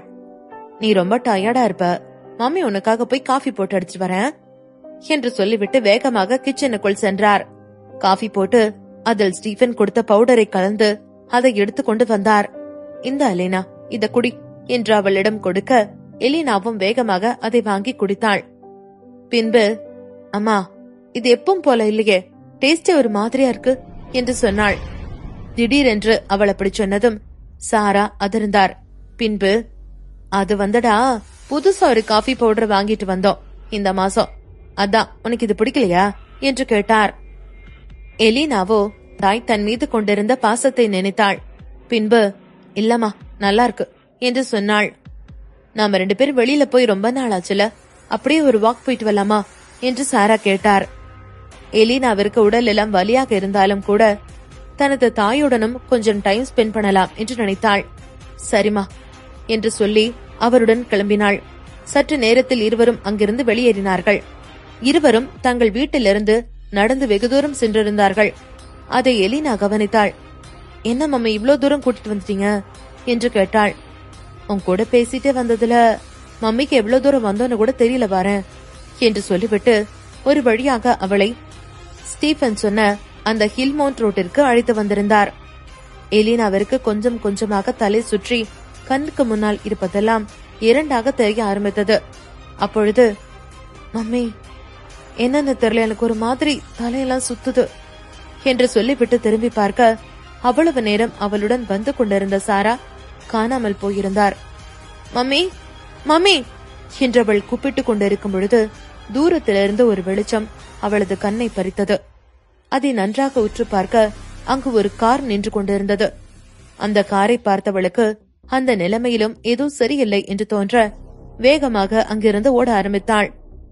அவள் ஓட ஆரம்பித்ததுமே ஸ்டீபனின் ஆட்கள் அவள் பின்னால் துரத்த ஆரம்பித்தார்கள். ஒரு கட்டத்துக்கு மேல் அவளால் ஓட முடியாமல் அப்படியே தரையில் உட்கார்ந்தாள். அவளுக்கு கொடுக்கப்பட்டிருந்த அந்த மயக்க மருந்து வேலையை காட்ட ஆரம்பிக்க அவளது உடல் எல்லாம் புழுக்கமாக இருந்தது. அவளுக்கு ஏதேதோ செய்தது. அவளால் எதுவும் செய்ய முடியாமல் தனது உடலில் இருந்த ஆடையை கழற்ற முயற்சி செய்து கொண்டிருந்தாள். அவளுக்கு சற்று அருகில் நின்று அங்கு நடப்பதை ஸ்டீபனின் ஆட்கள் பார்த்து கொண்டிருந்தார்கள். பாஸ், அங்க பாருங்க, அந்த பொண்ணு என்ன பண்றான்னு என்று சொன்னார்கள். அதை கேட்ட ஸ்டீபன் சிரித்தான். இதுதான் எனக்கு வேணும். இன்னைக்கு கான்பரன்ஸ்ல உன்னை எல்லாரும் தலையில தூக்கி வச்சுட்டு கொண்டாடுவாங்கல்ல, அவங்க எல்லாருக்கும் நாளைக்கு காலையில நீ கொடுக்க போற கிஃப்ட் தான் இந்த வீடியோ. டேய், இதை இப்படியே வீடியோ எடுத்து நாளைக்கு போஸ்ட் பண்ணுங்க என்று சொன்னான். கேட்வுமனுடன் பேசிவிட்டு சரவணன் வெளியே வர அவனுக்காக ஜாய் காத்து கொண்டிருந்தாள். ஏண்டா, உனக்கு உடம்புல எங்கேயும் மச்சம் இருக்குன்னு நினைக்கிறேன். உன்னை பார்த்தா மட்டும் ஏன் எல்லா பொண்ணுங்களும் இப்படி வழியிறாளுக? 5 நிமிஷம் பேசிட்டு வரேன்னு தானே போன, 1 மணி நேரம் ஆச்சு, இப்பதான் வர. இவ்வளவு நேரம் 2 பேரும் என்னதான் பேசிட்டு இருந்தீங்க என்று கேட்டாள். உடனே சரவணன் சிரித்துக் கொண்டே பேசினான். இப்ப எதுக்கு நீ கோவப்படுற? என்னோட தாரிகா கோவப்பட்டாவாது அதுல ஒரு நியாயம் இருக்கு. உனக்கு பொறாம வர்றதுக்கு என்ன காரணம் என்று அவளை வம்பிழுத்தான். உடனே ஜாய், அப்பா சாமி, உங்ககிட்ட விளையாடுற அளவுக்கு எனக்கு பொறுமை இல்ல, உண்மையை சொல்லு, அந்த பொண்ணு எதுக்கு வந்தா என்று கேட்டாள். அது ஒரு சீக்ரெட்டான விஷயம், அத பத்தி நான் உங்ககிட்ட அப்புறம் சொல்றேன். இந்த எலினா பொண்ணு வேற அடிக்கடி எனக்கு போன் பண்ணி தொந்தரவு பண்றா. நான் இருக்கிற டென்ஷன்ல இவ வேற டென்ஷன் ஏத்துறேன். அந்த பொண்ணு கூட பேசிட்டு இருக்கும்போது போன் பண்ணா நான் போன் எடுக்கல. முதல்ல அவ எதுக்கு எனக்கு சும்மா சும்மா போன் பண்றான்னு கேட்டுக்கிறேன் என்று சொல்லிவிட்டு அவளுக்கு கால் செய்தான். தனது ஆடைகளை கலைக்க சென்றவளுக்கு திடீரென்று அவள் கையில் வைத்திருந்த செல்போன் ஒலிக்கும் சத்தம் கேட்டதும் தான் சட்டென்று சுய நினைவுக்கு வந்தாள். அவளது ஆடையை விட்டுவிட்டு அந்த போனை அட்டன் செய்ய போனாள். கொஞ்சம் கொஞ்சமாக அவளது உடலில் உணர்வுகள் மறத்து போக அவளால் கையை அசைக்கவே முடியவில்லை. போனை எவ்வளவோ அட்டன் செய்ய முயற்சித்தும் அது அவளால் முடியவில்லை. அவளின் அந்த நிலையை பார்த்து அங்கு நின்று கொண்டிருந்த அனைவரும் சிரித்தார்கள். அவர்களுடன் சேர்ந்த ஸ்டீபனும் சிரித்தான். இதற்கு மேலும் தான் இங்கிருப்பது சேஃப்டி இல்லை என்பதை உணர்ந்த எலினா வேகமாக அங்கிருந்து மறுபடியும் நடக்க ஆரம்பித்தாள். அவளால் நடக்க முடியாமல் போக அந்த மலைப்பகுதியில் கீழே விழுந்து விழுந்து எழுந்து போனதில் அங்கெங்கே அடிபட்டு அவளது உடலில் ரத்தம் வழிய ஆரம்பித்தது. சாராவை பொறுத்த வரைக்கும் ஸ்டீபன் எலினாவை அனுபவிப்பதற்காக மட்டுமே அழைத்திருக்கிறான் என்று நினைத்தார். பின்பு நிம்மதியாக எலினாவை அங்கே விட்டுவிட்டு வீட்டிற்கு வந்து சேர்ந்தார். சாரா தனியாக வந்ததை ஃபெடரிக் பார்த்தார். என்ன சாரா, நம்ம பொண்ணையும் தானே உன் கூட கூட்டு போன, நீ மட்டும் வந்திருக்க பின்பு என்று கேட்டார். உடனே சாரா ஒருவித பதற்றத்துடன் பேசினார். அவ ஒன்னும் இன்னும் சின்ன குழந்தை கிடையாது, இப்ப பெரிய பொண்ணு. அவளோட பர்சனல் விஷயத்துல நாம இன்டர்ஃபியர் ஆகக்கூடாது. இந்த வயசுல உங்க பொண்ணு என்ன பண்ணணுமோ அதத்தான் பண்ணிட்டு இருக்கா என்று சொல்லிவிட்டு உள்ளே சென்றார். அவர் என்ன சொல்கிறார் என்று எதுவும் ஃபெடரிக்கு புரியவில்லை. நீ என்ன சொல்ற? எலினா என்ன பண்ணிட்டு இருக்கா என்று கேட்டார். உடனே சாரா சிரித்துக் கொண்டே சொன்னார். இதெல்லாம் உங்ககிட்ட நான் சொல்லிட்டு இருக்க முடியுமா? அவளுக்கு பிடிச்ச ஒரு பையன் கூட இருக்கா, போதுமா என்று கேட்டார். அவளுக்கு பிடிச்ச பையனா? அப்படின்னா கண்டிப்பா சரவணனா தான் இருக்கும். சரவணன் கூட என் பொண்ணு இருக்காளா என்று ஃப்ரெட்ரிக் சந்தோஷப்பட்டுக் கொண்டிருக்கும் பொழுது அந்த வீட்டின் கதவு சத்தமாக தட்டப்படும் சத்தம் கேட்டது. காலிங் பெல் இருக்கும்போது யார் இப்படி கதவு தட்டுறது என்று எரிச்சலுடன் சாரா கேட்டுக் கொண்டிருக்கும் பொழுதே அந்த கதவு உடைக்கப்பட்டது. கதவு உடைந்த சத்தம் கேட்டதும் அங்கே நின்று கொண்டிருந்தவர்கள் எலினாவின் பெற்றோர்கள் இருவரும் அதிர்ச்சியில் பார்த்தார்கள். யாரு கதவு உடைச்சிட்டு வருது என்று சொல்லிக் கொண்டு பார்க்க அங்க சரவணன் தான் வந்தான். சரவணனை பார்த்ததும் அதிர்ந்து போனார் ஃப்ரெட்ரிக். சாரா, நீ நம்ம பொண்ணு சரவணன் கூட இருக்கான்னு தான் சொன்ன. ஆனா சரவணன் இங்க வந்து நிக்கிறான். அப்படின்னு நம்ம பொண்ணு எங்க என்று கேட்டார். ஃப்ரெட்ரிக்கிடம் தான் சொன்ன பொய் வெளிப்பட்டு விட்டதே என்று உணர்ந்த சாரா என்ன பதில் சொல்வது என்று தெரியாமல் முழித்துக் கொண்டு நின்றார். சிதறிக் கிடந்த ரத்த துளிகள். சாரா மட்டும் வீட்டிற்கு திரும்பி வந்ததை பார்த்ததும் ஃப்ரெட்ரிக் கேட்டார். சாரா, நம்ம பொண்ணு எங்க என்று. அதற்கு சாராவோ கொஞ்சம் கூட மனசாட்சியே இல்லாமல் ஃப்ரெட்ரிக்கிடம் சிரித்துக் கொண்டே பதில் சொன்னார். நம்ம பொண்ணு இந்த வயசுல என்ன பண்ணணுமோ அததான் பண்ணிட்டு இருக்கா. அவளுக்கு பிடிச்ச பையன் கூட இருக்கா. நம்ம எதுக்கு அவளை தொந்தரவு பண்ணணும் என்று சொன்னார். உடனே ஃப்ரெட்ரிக், அப்பனா என் பொண்ணு சரவணன் கூட தான் இருக்காளா என்று கேட்டார். அதற்கு சாரா, இப்போதைக்கு இந்த மனுஷங்கிட்ட உண்மையை சொன்னா அவர் வானத்துக்கும் பூமிக்கும் தையத்தக்கான்னு குதிப்பாரு. அதனால அந்த சரவணனையே சொல்லி வைப்போம் என்று தனக்குள் நினைத்துக் கொண்டவர் ஆமாம் என்பது போல் தலையை ஆட்டினார். ஃப்ரெட்ரிக் தனது மகள் சரவணன் கூட இருக்கிறாள் என்று தெரிந்ததும் மிகவும் சந்தோஷப்பட்டார். அப்படின்னா எனக்கு சந்தோஷம்தான்.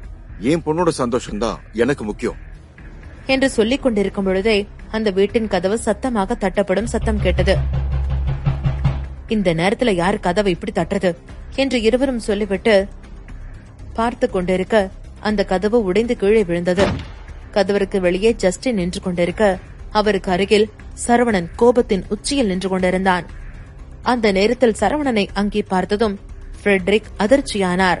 சரவணா, நீ இங்க இருக்கன்னா அப்ப என் பொண்ணு எலினா எங்க என்று பதற்றமாக கேட்டார். அப்படி கேட்டதுமே நிச்சயம் எலினாவிற்கு ஏதோ பிரச்சனை என்று நன்றாக புரிந்து போக அவனது முகம் கோபத்தில் இன்னும் சிவந்து போனது. உடனே சரவணன் ஃப்ரெட்ரிக்கை பார்த்து கேட்டான். மிஸ்டர் ஃப்ரெட்ரிக், அதுக்கான பதில் உங்க வைஃபுக்கு தான் தெரியும். ஒழுங்கா மரியாதையா அவங்கள உண்மையை சொல்ல சொல்லுங்க என்று சொன்னான். சரவணன் முகத்தில் கோபத்தை பார்த்த சாராவிற்கு உடல் எல்லாம் நடுங்கினாலும் அதை காட்டிக் கொள்ளாமல் இருந்தார். எதுக்குடா நீங்க வந்திருக்க? Useless poor boy. நீ என்னோட எலினா முன்னாடி மாதிரியே இருக்கான்னு நினைச்சிட்டு இருக்கியா? அவ இப்ப எக்கனாமிக்ஸ் கான்ஃபரன்ஸோட பிராண்ட் அம்பாசிடர். அவளோட தகுதி இன்னும் பெருசா உயர்ந்துருச்சு. நீனும் அவளோட நிழல்ல உட்காந்து வாழலான்னு பாக்குறியா? என் பொண்ண பாக்குறதுக்கு எத்தனை பேர் தவம் இருக்காங்க தெரியுமா? என் பொண்ண கல்யாணம் பண்ணிக்கிறதுக்கு உலக நாடுல இருந்து அத்தனை பேரும் போட்டா போட்டி போட்டுக்கிட்டு இருக்காங்க. உன்ன மாதிரி ஒரு பிச்சைக்காரனால என் பொண்ணுக்கு ஒழுங்கா சாப்பாடு கூட கொடுக்க முடியாது. உன்ன மாதிரி ஒருத்தன் கூட என் பொண்ண சேர்த்து வைப்பேன்னு நினைக்கிறியா என்று கேட்டார். பின்பு, அவளுக்கு தகுதியான ஒரு நல்ல பையனா பார்த்து நானே அவளுக்கு கல்யாணம் பண்ணி வைப்பேன். அவளோட வாழ்க்கையில எக்காரணத்து கொண்டு உன்னை நுழையவே விட மாட்டேன். ஒழுங்க மரியாதையா இங்கிருந்து போ. இன்னொரு முறை என் பொண்ணை தேடிட்டு நீ இங்க வந்த, அதுக்கப்புறம் உன்னை என்ன செய்வேன் எனக்கே தெரியாது என்று கோபமாக கத்தினார். சாரா பேசும் எதையும் காதில் வாங்காத சரவணன் ஜஸ்டினை பார்த்தான். ஓகே பாஸ் என்று சொல்லிவிட்டு ஜஸ்டின் சாராவின் அருகில் சென்று அவளது கழுத்தை பிடித்து அப்படியே ஒரு சுவற்றில் தூக்கி வைத்தான். முதலில் சாராவின் நிலையை பார்த்த ஃப்ரெட்ரிக்கு கோபம் வந்தது. பின்பு சரவணன் ஏழையாக இருந்தாலும் அவன் மிகவும் நல்லவன் என்று தெரிந்ததால் நிச்சயமாக சாரா ஏதோ தப்பு செய்திருக்கிறாள் என்பதை புரிந்து கொண்டார். அதனால் தனது மனைவிக்காக சப்போர்ட் செய்யாமல் அமைதியாக நின்றார். இங்க பாருங்க, இதுவரைக்கும் நான் உங்ககிட்ட அமைதியா நின்னு பேசிட்டு இருக்கிறதுக்கு காரணமே நீங்க எலினாவோட அம்மாங்கிற ஒரே காரணத்துக்காக தான். என்னோட பொறுமைய நீங்க ஒவ்வொரு முறையும் ரொம்ப சோதிக்கிறீங்க. இந்த முறை நீங்க எல்லை மீறி போயிட்டீங்க. இதுக்கு மேலேயும் உங்களை நான் ஒரு மனுஷியா கூட மதிக்கிறதா இல்ல. ஒழுங்கா எலினா எங்க இருக்கான்னு சொல்லுங்க என்று சரவணன் சொன்னான். அவ எங்க இருந்தா உனக்கு என்னடா? அவ எங்க இருக்கணுமோ அங்கதான் நிம்மதியா சந்தோஷமா இருக்கா. நீ உன்னோட வேலை ஏதோ அதை பாரு என்று சாரா மறுபடியும் சத்தமாக பேசினார். உடனே ஜஸ்டின், இதுக்கு மேல ஒரு வார்த்தை நீ தப்பா பேசின உன்னை இப்படியே இங்க இருந்து கீழே விட்டுருவேன் என்று சொன்னவன் வேகமாக தனது பேண்ட் பாக்கெட்டில் இருந்த ஒரு துப்பாக்கியை எடுத்து சாராவின் நெற்றியில் வைத்தான். பின்பு, மரியாதையா இப்ப நீ எலினா எங்க இருக்கான்னு சொல்றியா இல்ல இங்கேயே உன்னை கொல்லட்டா என்று கேட்டான். துப்பாக்கியை பார்த்ததும் சாரா அதிர்ந்து போனார். சரவணா, இது கொஞ்சம் கூட நல்லா இல்ல. என்ன இருந்தாலும் நான் உன்னோட வருங்கால மாமியார் தானே. என்ன நீ இப்படி ட்ரீட் பண்ணலாமா? உனக்கு என்ன, இப்ப அவ எங்க இருக்கான்னு தெரியும், அவ்வளவுதானே. என்ன எதுவும் பண்ணிடாத, நான் சொல்லிடுறேன். நான் அவளை ஹில்மவுண்ட் ரோட்ல தான் விட்டுட்டு வந்தேன் என்று சொன்னார். உடனே சரவணன் ஜஸ்டினை பார்த்தான். பின்பு, ஜஸ்டின், அவங்கள பிடிச்சு கார்ல ஏத்துங்க என்று சொன்னான். ஓகே பாஸ் என்று சொல்லிவிட்டு ஜஸ்டின் சாராவை தரதரவென இழுத்துக்கொண்டு அங்கிருந்த காரில் ஏற்றினான். பின் சரவணன் காரில் ஏற சற்று நேரத்தில் அந்த கார் சாரா சொன்ன இடத்திற்கு சென்றது. அந்த இடம் முழுவதும் இருள் சூழ்ந்திருக்க தூரத்தில் ஒரு கார் நின்று கொண்டிருந்தது. காருக்குள் இருந்த ஜஸ்டின் அதை சரவணனிடம் சொன்னான். பாஸ், அங்க பாருங்க, ஒரு கார் நிக்குது என்று. சரவணன் வேகமாக காரில் இருந்து இறங்கி அங்கு நின்று கொண்டிருந்த காரை பார்த்தான். ஜஸ்டின் நின்று கொண்டிருந்த கார் அருகே சென்றார். பாஸ், இங்க யாருமே இல்ல. ஆனா நிறைய பேர் உள்ள இருந்தாங்கிறதுக்கான அடையாளமா நிறைய சிகரெட்ஸ், ட்ரிங்க்ஸ் பாட்டில் எல்லாம் உள்ள கிடக்கு என்று சொன்னான். ஜஸ்டின் அப்படி சொன்னதும் சரவணன் அந்த காருக்குள் எட்டி பார்த்தான். பின் சுற்றி முற்றி பார்த்தவனுக்கு தரையில் ஆங்காங்கே ரத்தம் படிந்திருப்பது நன்றாக தெரிந்தது. அதையெல்லாம் பார்த்தவன் ஒரு நிமிடம் அதிர்ந்து போனான். பின்பு தனது முகத்தை கோபமாக வைத்துக் கொண்டு ஜஸ்டினிடம் சொன்னான். இது எல்லாத்துக்கும் காரணம் நான் தான். அவ போன் பண்ணும்போதே நான் போன் அட்டன் பண்ணிக்கிறேன்னா அவளுக்கு என்ன பிரச்சனைன்னு எனக்கு தெரிஞ்சிருக்கும். நான் போனை எடுக்காதனாலதான் இப்ப அவளுக்கு இப்படி ஒரு பிரச்சனை நடந்திருக்கு. கண்டிப்பா இந்த ரத்தம் அவளோடதான் இருக்கும். ஓ காட், என்னால ஏற்கனவே அவ நிறைய பாதிக்கப்பட்டிருக்கா.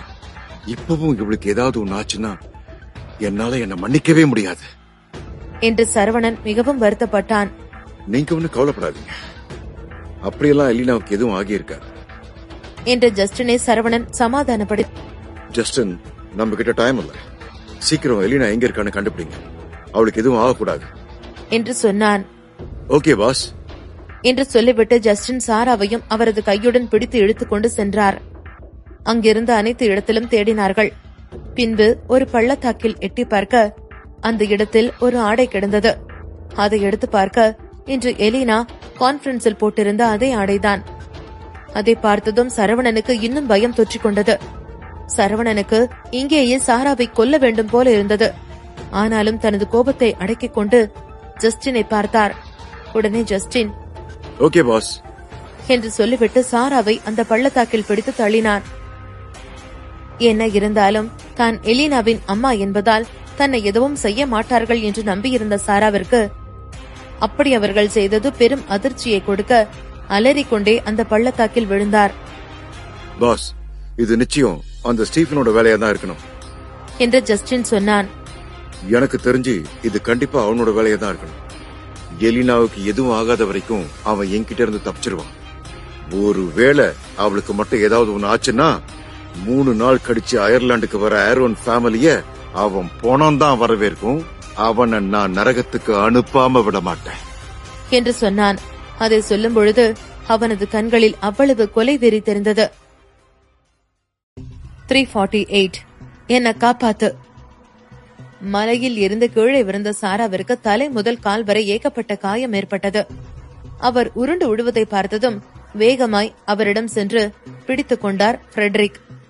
உனக்கு ஒன்னும் அடிப்படலையேம்மா என்று அக்கறையுடன் கேட்டார். உன்னால என்ன பிடிக்க கூட முடியல, யூஸ்லெஸ் என்று வல்லென விழுந்தவர் சரவணனை முறைத்தார். சரவணன் அவரை கண்டுகொள்ளவில்லை. முதலில் எலினாவின் அம்மா என்பதற்காக அவரை விட்டு வைத்தான். ஆனால் எப்போது மகளுக்கே ஆபத்தாய் அவர் மாறினாரோ இனியும் அவனால் அவரை பொறுத்துக் கொள்ள முடியாது.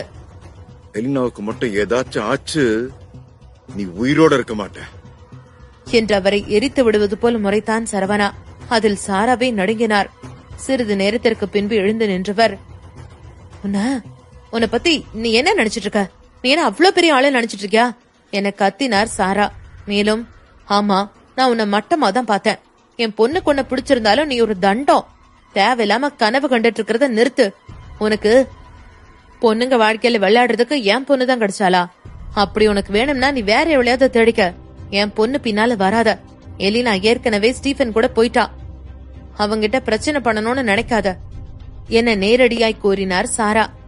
ஆமா, ஊர்ல இல்லாத பொண்ண பெத்து வச்சுக்கிட்டு என்னமோ நான் தான் அவ பின்னாடி அலையிற மாதிரி இந்த அம்மா பேசுது என்று மனதில் நினைத்தான் சரவணா. இங்க பாரு, நீ நினைக்கிற மாதிரி நான் ஒன்னும் அவ பின்னாடி சுத்தல. ஜஸ்ட் ஒரு ஃப்ரெண்டா ப்ரொடெக்ட் பண்ண நினைக்கிறேன், அவ்வளவுதான்.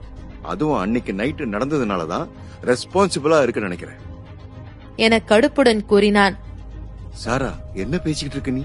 முதல்ல நம்ம பொண்ண பிலிப்புக்கு கல்யாணம் பண்ணி கொடுக்கணும்னு நினைச்ச, இப்ப நீ என்ன பண்ற என்று அதிர்வுடன் கேட்டார் ஃப்ரெட்ரிக். ஸ்டீஃபனா? குரங்கு கையில பூமாலை கொடுத்த மாதிரி அவன் கிட்ட போய் உன் பொண்ண கொடுத்து வச்சிருக்க என்று வெகு நக்கலாய் கேட்டான் சரவணா. யாரு குரங்குன்னு சொல்ற? இன்னும் கொஞ்ச நேரத்துல உனக்கு தெரியும். என்ன அது பிறந்த ஆரோன் குடும்பத்தையே நீ எதுக்க நினைப்ப என்று கேட்டார் சாரா. அவருக்கு பைத்தியம் முற்றி விட்டது. சரவணன் எப்படியாவது எலினாவை காப்பாற்றி விட வேண்டும் என்று நினைத்தான். ஆனால் சாராவோ அவளை பாழுங்கிணற்றில் தள்ளிவிட பார்க்கிறார். சரவணா, நாம இத பத்தி அப்புறம் பேசிக்கலாம். இப்ப முதல்ல அவளை கண்டுபிடிக்கலாம் என்று படபடத்தார் ஃப்ரெட்ரிக். சாராவை விட அவர்தான் மிகவும் படபடப்பில் இருந்தார். அவங்க இந்த வழியா தான் போயிருக்காங்க என்று தரையில் இருக்கும் இரத்த கரையை பார்த்து கூறினான் ஜஸ்டின். நம்ம முன்னாடி போவோம், நம்ம ஆளுங்களையும் வர சொல்லு என்று அதீத கோபத்தில் கூறினான் சரவணா. இன்று நடந்த ஓபனிங் செரிமனியில் ஸ்டீபன் அனைவருக்கும் முன்னிலையும் பெரிதாய் அசிங்கப்பட்டான். அவனுக்கு விட்டுக் கொடுக்கும் எண்ணம் இல்லை. சரவணனுக்கு ஆட்டம் காட்ட நினைக்க அவனும் எவ்வளவு ஆடுகிறானோ ஆடட்டும் என்று விட்டு பிடித்தான். அதுக்கு அவசியம் இல்ல, நானே இதை ஹேண்டில் பண்ணிக்குவேன் என்றான் ஜஸ்டின். உன்னால எலினாவை காப்பாற்ற முடியும், ஆனா எனக்கு ஒவ்வொருத்தரையும் கொல்லணும் என அழுத்தமாய் கூறினான் சரவணா. Got it என்று புன்னகைத்தான் ஜஸ்டின். அதன் பின் ஹரிஷ், விக்ரம், மாவீரர் என அனைவரையும் அழைத்தான். இதில் விக்ரம் மிஸ்டர் ஜோஷும் வருவதாக கூறினார். அதன் பின் சரவணனும் ஜஸ்டினும் ரத்தக்கரை இருக்கும் திசையில் ஓட ஆரம்பித்தார்கள். போக போக தரையில் உதிரம் அதிகமாக இருக்க ஆட்கள் வந்து போன தடையும் அங்கு தெரிந்தது. சரவணன் ஆத்திரத்தில் இருக்க அவன் கைகளை பிடித்து அழுத்தினான் ஜஸ்டின். பாஸ், இப்ப எலினாவை காப்பாத்துறதுதான் ரொம்ப முக்கியம் என அவனை கட்டுப்படுத்தினான். இருவருமே அந்த மலைப்பாறையின் ஒரு முனைக்கு சென்றார்கள். அதன் பின் ரத்தக்கரை எதுவுமே அங்கு இல்லை. பாறையின் மறுபக்கத்தில் மலை உச்சி மட்டுமே இருந்தது. அந்த பக்கம் 2 மலை முகடுகள் இருக்க அவர்களால் அதற்கு கீழ் என்ன இருக்கிறது என்று பார்க்க முடியவில்லை. சரவணன் இருக்கும் பக்கத்தில் ஒரு ஜீப் அங்கே இருந்தது. வண்டி ஃபுல் ஸ்பீட்ல இங்க மோதி இருக்கு. Full damage. பிரிட்ஜ் மூலமா அந்த பக்கம் போய் பாலத்தை எரிச்சிருக்காங்க என அந்த இடத்தை சரிபார்த்தபடியே கூறினான் ஜஸ்டின். பாலத்தின் இன்னொரு முனையை பார்க்க எரிந்ததற்கான தடயமும் நன்றாக தெரிந்தது. அவள் விடாமல் தடுப்பதற்காக வேண்டுமென்றே செய்திருக்கிறார்கள். இவ்வளவு தூரம் நடந்தும் நீ அவ பின்னால போனன்னு நினைக்கிறியா? உனக்கு புத்திய வராத சரவணா. எலினாக்கு ஸ்டீபன் தான் சரியானவன உனக்கு இன்னும் புரியலையா? அதை விட ஸ்டீபன் ஆரோன் குடும்பத்தை சேர்ந்தவன். ஆனா நீ யாரு என்று திமிராக கேட்டார் சாரா. வாய மூடு என்று கர்ஜித்தான் சரவணன். சாராவிற்கு ஆத்திரமாய் வந்தது. அவனை திருப்பி திட்ட முடியாமல் தனக்குள்ளேயே முனங்கிக் கொண்டார். இவன் பெரிய புட்டிங்கி. ஜேம்ஸ் பக்கத்துல இருந்தா மட்டும் உன்னால ஸ்டீபன் எதிர்க்க முடியுமா? ஸ்டீபன் முன்னாடி ஜேம்ஸே ஒண்ணும் இல்ல. செரிமனில அவன் தான் முக்கியமா இருக்க வேண்டியவன். ஆனா உன்ன மாதிரி ஒரு குப்பை அங்க இருக்கு. தகுதியே இல்லாதவன உள்ள விட்டா இப்படித்தான் இருக்கும் என்று கடுகடுத்தார் சாரா. சரவணன் அவரை கண்டுகொள்ளவில்லை. அந்நேரம் மறுமுனையிலிருந்து பெரும் அலறல் சத்தம் கேட்டது. குரலை வைத்து பட்டன யார் என்று கண்டு கொண்டான் சரவணா. எலினாவின் அலறல் சத்தம் அது. அவனின் கோபத்தை அது இன்னும் அதிகரித்தது. ஒழுங்கு மரியாதையா அவளை விட்டுரு என குரல் வந்த திசையை பார்த்து கத்தினான் சரவணா. அங்கிருப்பவர்களுக்கு அது கேட்டாலும் கண்டுகொள்ளவில்லை. இவ இன்னும் மயங்கல போல என்று பெருமூச்சு விட்டான் ஸ்டீபன். பாஸ், அவ இங்கதான் எங்கேயோ பக்கத்துல இருக்கா. அவ சத்தம் பெருசா நம்ம கேக்குது. ஸ்டீபன் அருகில் இருந்த ஒருவன் கூறினான். சீக்கிரம் அவளை தேடி கண்டுபிடிங்க என உத்தரவிட்டான் ஸ்டீபன். அதன் பின் அந்த எரிந்த பாலம் பக்கம் சென்றான்.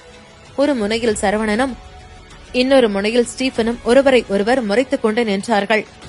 Wow, great mister Saravana. என்ன இந்த பக்கம்? நீங்க தான் ரொம்ப பெரிய பருப்பாச்சே. என்ன இங்கிட்டு? உனக்கு ஷேர் வேணுமா என்று சரவணனை கடுப்பேற்று கேட்டான் ஸ்டீபன்.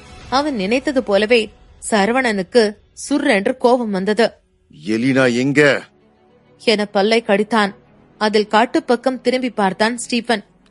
அங்க என் ஆளுங்களுக்கு விருந்து வச்சுக்கிட்டு இருக்கா என நக்கலாய் கூறினான். சரவணனுக்கு ஆத்திரம் அதிகரித்தது. ஸ்டீபனை துண்டு துண்டாக வெட்டி போட வேண்டும் போல் இருந்தது. அயர்லாந்தில் ஸ்டீபன் ஒருவன்தான் அவனை இந்த அளவுக்கு கோபத்திற்கு ஆளாக்கியிருக்கிறான். தாமஸை கொள்கையில் கூட கான்பரன்ஸ் முன்பு அண்டர் கிரவுண்ட் ஆட்களை அழிக்க வேண்டும் என்ற எண்ணத்தில் தான் செய்தான். ஆனால் ஸ்டீபன் அவன் பொறுமையை ரொம்ப சோதித்து விட்டான். அச்சச்சோ, சாரி, உன் கூட நான் ஷேர் பண்ண மாட்டேன் என்று அவனை வெறுப்பேற்றியது பத்தாதென்று மேலும் கடுப்பேற்றினான். ஃப்ரெட்ரிக்கையும் வேதனையில் துவண்டு விட்டார். கலங்கிய விழிகளுடன் சாரா பக்கம் திருப்பியவர், நீ பெத்த பொண்ணியே இப்படி கண்டவனுக்கு வித்து இருக்க என்று கர்ஜித்தார். எனக்கு ஸ்டீபன் இப்படி பண்ணுவான்னு தெரியாது என ஒரு நொடி அதிர்ந்தவர் அடுத்த நொடியே இயல்புக்கு மாறினார். பணக்கார வீட்டு பசங்களுக்கு ஏதாவது பழக்கம் இருக்கும், எல்லாரும் உன்ன மாதிரி தண்டமா இருப்பாங்களா என நாக்கில் நரம்பில்லாமல் சாரா கேட்க ஃப்ரெட்ரிக்கு சர் என்று கோபம் வந்தது. அடுத்த நொடியே இடி என சாராவை அறைந்திருந்தார். உம்பளையாடி நீ என கர்ஜித்தார். அவர்களின் 20 வருட திருமண வாழ்வில் ஒரு முறை கூட ஃப்ரெட்ரிக் இவ்வளவு கோபத்தில் இருந்ததில்லை. நீ எவ்வளவு தைரியம் இருந்தா என்னை அடிச்சிருப்ப என்று கன்னத்தை கையில் தாங்கியபடியே கேட்டார். அவரை பொறுத்தவரை அவர் செய்ததில் தப்பு இல்லை.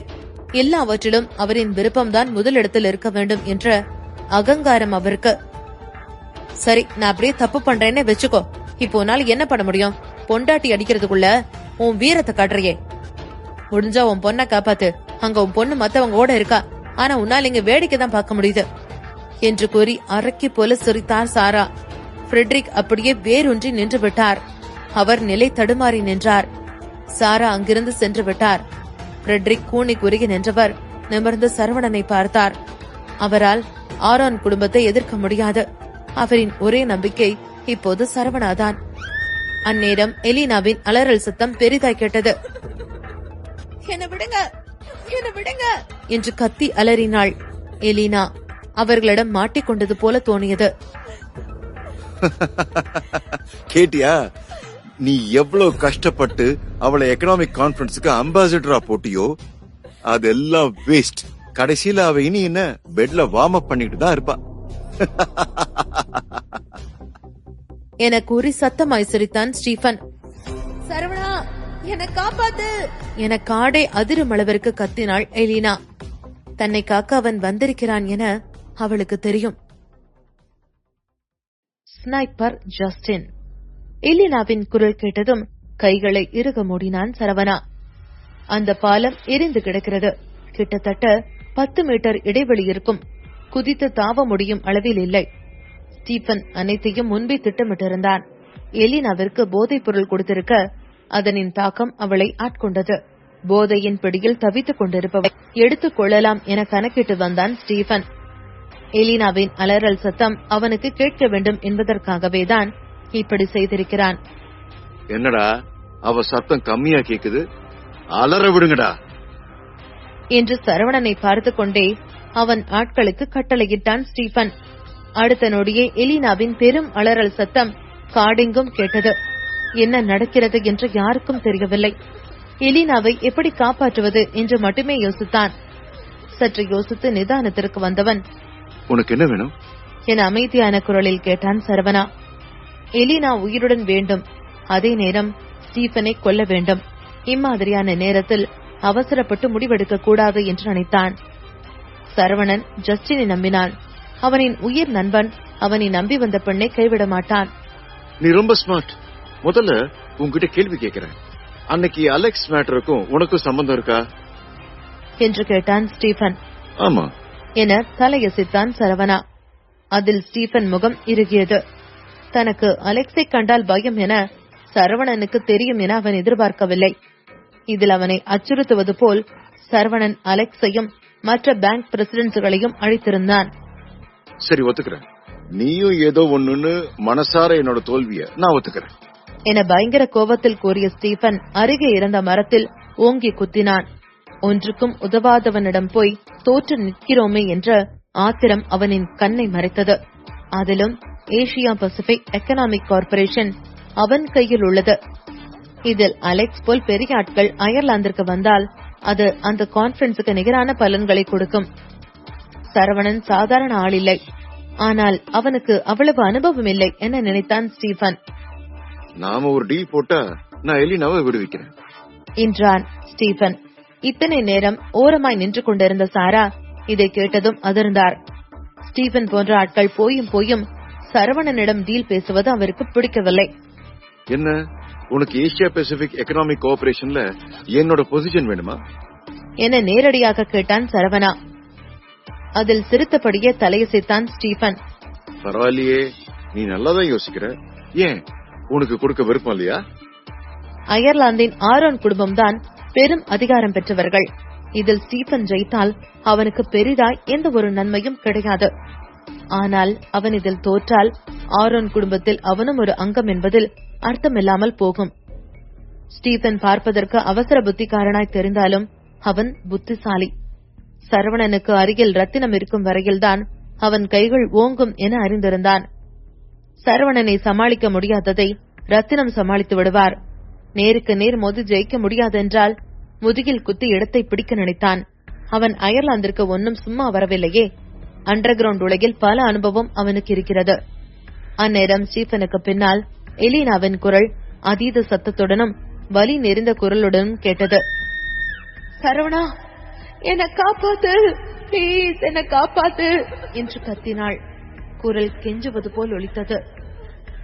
என்னால முடியாதுன்னு இல்ல என்று கூறி மெல்ல தலையை திருப்பினான் சரவணா.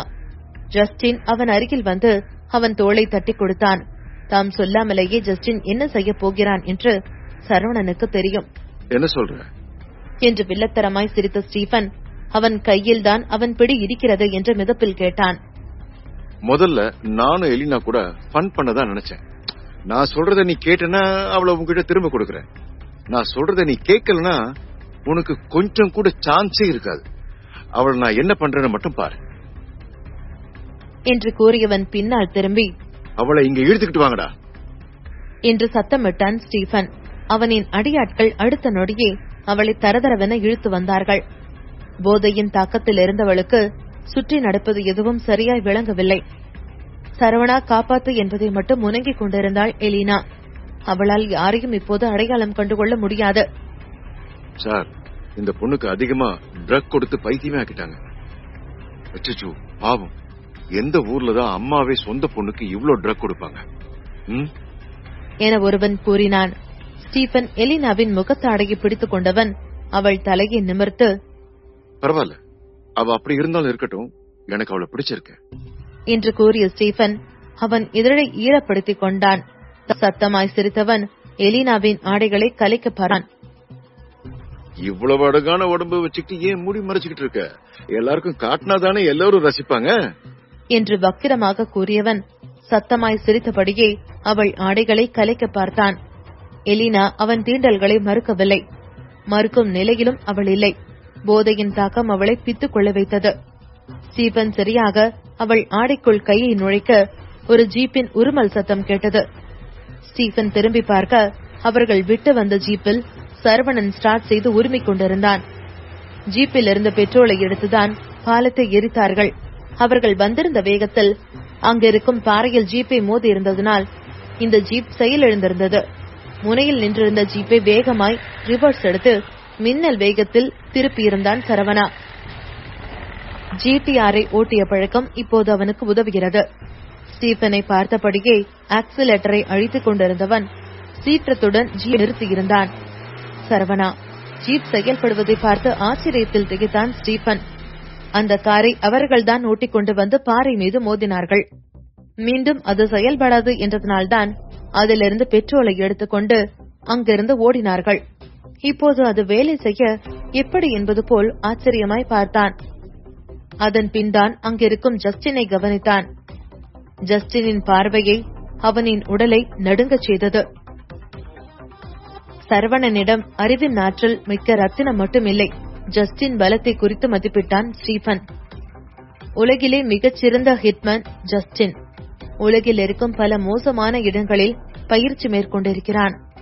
அதீத குளிரெடுக்கும் இடங்கள், அமேசான் காடுகள், போர்க்களம் என சாதாரண மக்களால் வாழ முடியாத இடத்தில் இருந்திருக்கிறான். சரவணன் பேசிக் கொண்டிருக்கும் கேப்பில் ஜீப்பை சரி செய்து விட்டான் ஜஸ்டின். முன்பிருந்த வேகம் போல் இப்போது ஜீப்பில் வேகமில்லை. அதேபோல் எவ்வளவு நேரம் ஜீப் தாக்கு பிடிக்கும் என்றும் தெரியாது. ஆனால் ஜஸ்டினுக்கு சரவணனின் டிரைவிங் ஸ்கில்லில் நம்பிக்கை இருக்கிறது. அதிவேகத்தில் ஓட்டிக்கொண்டு வந்தவன் முனைக்கு வந்ததும் ஆக்சிலரேட்டரை இன்னும் வேகமாய் அழுத்தி ஸ்டீரிங்கை பட்டென்று திருப்பினான் சரவணா. இங்கிருந்து விழுந்து நீ சாக போற என்று கத்தினான் ஸ்டீபன். அது மிகவும் ஆபத்தானது. ஜீப் என்னதான் சரி செய்திருந்தாலும் அது பழைய கண்டிஷனில் இல்லை. சரவணனுக்கு தெரியும் இந்த ஜீப்பை வைத்துக் கொண்டு 10 மீட்டர் இடைவெளியை தாண்ட முடியாதென்று. அதனால் கார் அந்தரத்தில் வருகையிலேயே வேகமாய் காரின் மேலே ஏறி நின்றான். ஸ்டீபன் வாயை பிளந்து கொண்டு அதிர்ச்சியுடன் பார்த்தான். அவன் கண்களால் அவனையே நம்ப முடியவில்லை. என்னடா பண்ணிட்டு இருக்க? உனக்கு என்ன பைத்தியமா? ஒரு பொண்ணுக்காக உன் உயிரோட பாக்குற என சரவணன் செய்வதை பார்த்ததும் பயத்தில் கத்தினான் ஸ்டீபன். என்னை எதிர்த்து நின்னா உன் சாவு கன்ஃபார்ம் என்று கூறிய சரவணா ஜீப்பை கீழ் நோக்கி தள்ளி எக்கி குதித்தான். ஒரே லாங் ஜம்பில் ஸ்டீபன் முன்னே வந்து விழுந்தான் சரவணன். ஸ்டீபன் பெரும் அதிர்ச்சியில் நின்றான். அவன் பின்னே இருந்தவர்களும் திகைப்பில் இருந்தார்கள். சரவணன் அவன் முன்பு ருத்ரமூர்த்தியாய் நின்றான். இன்னும் எதுக்கு வெடிக்க பார்த்துக்கிட்டு இருக்கீங்க? அவன் அடிச்சு கொல்லுங்க என உத்தரவிட்டான் ஸ்டீபன். அப்போதான் அவர்கள் நடப்பிற்கே வந்தார்கள். ஆனால் அந்த பக்கம் இருந்த ஸ்டீபன் தோளில் ஒரு ஸ்னைப்பரை வைத்திருந்தான். அசால்ட்டாக சிகரெட்டை வாயில் வைத்தவன், நான் ஜீப்பை மட்டும் ரெடி பண்ண நினைச்சியா என்று கேட்டு விளையாட்டாய் குறிவைத்து சுட அவன் ஒவ்வொரு முறை சுட்ட போதும் ஒவ்வொருத்தராய் புத்து புத் என்று மண்ணில் மாய்ந்தார்கள். அடுத்தடுத்த நொடியில் ரீலோடு செய்து சுட்டு குவித்தான் ஜஸ்டின்.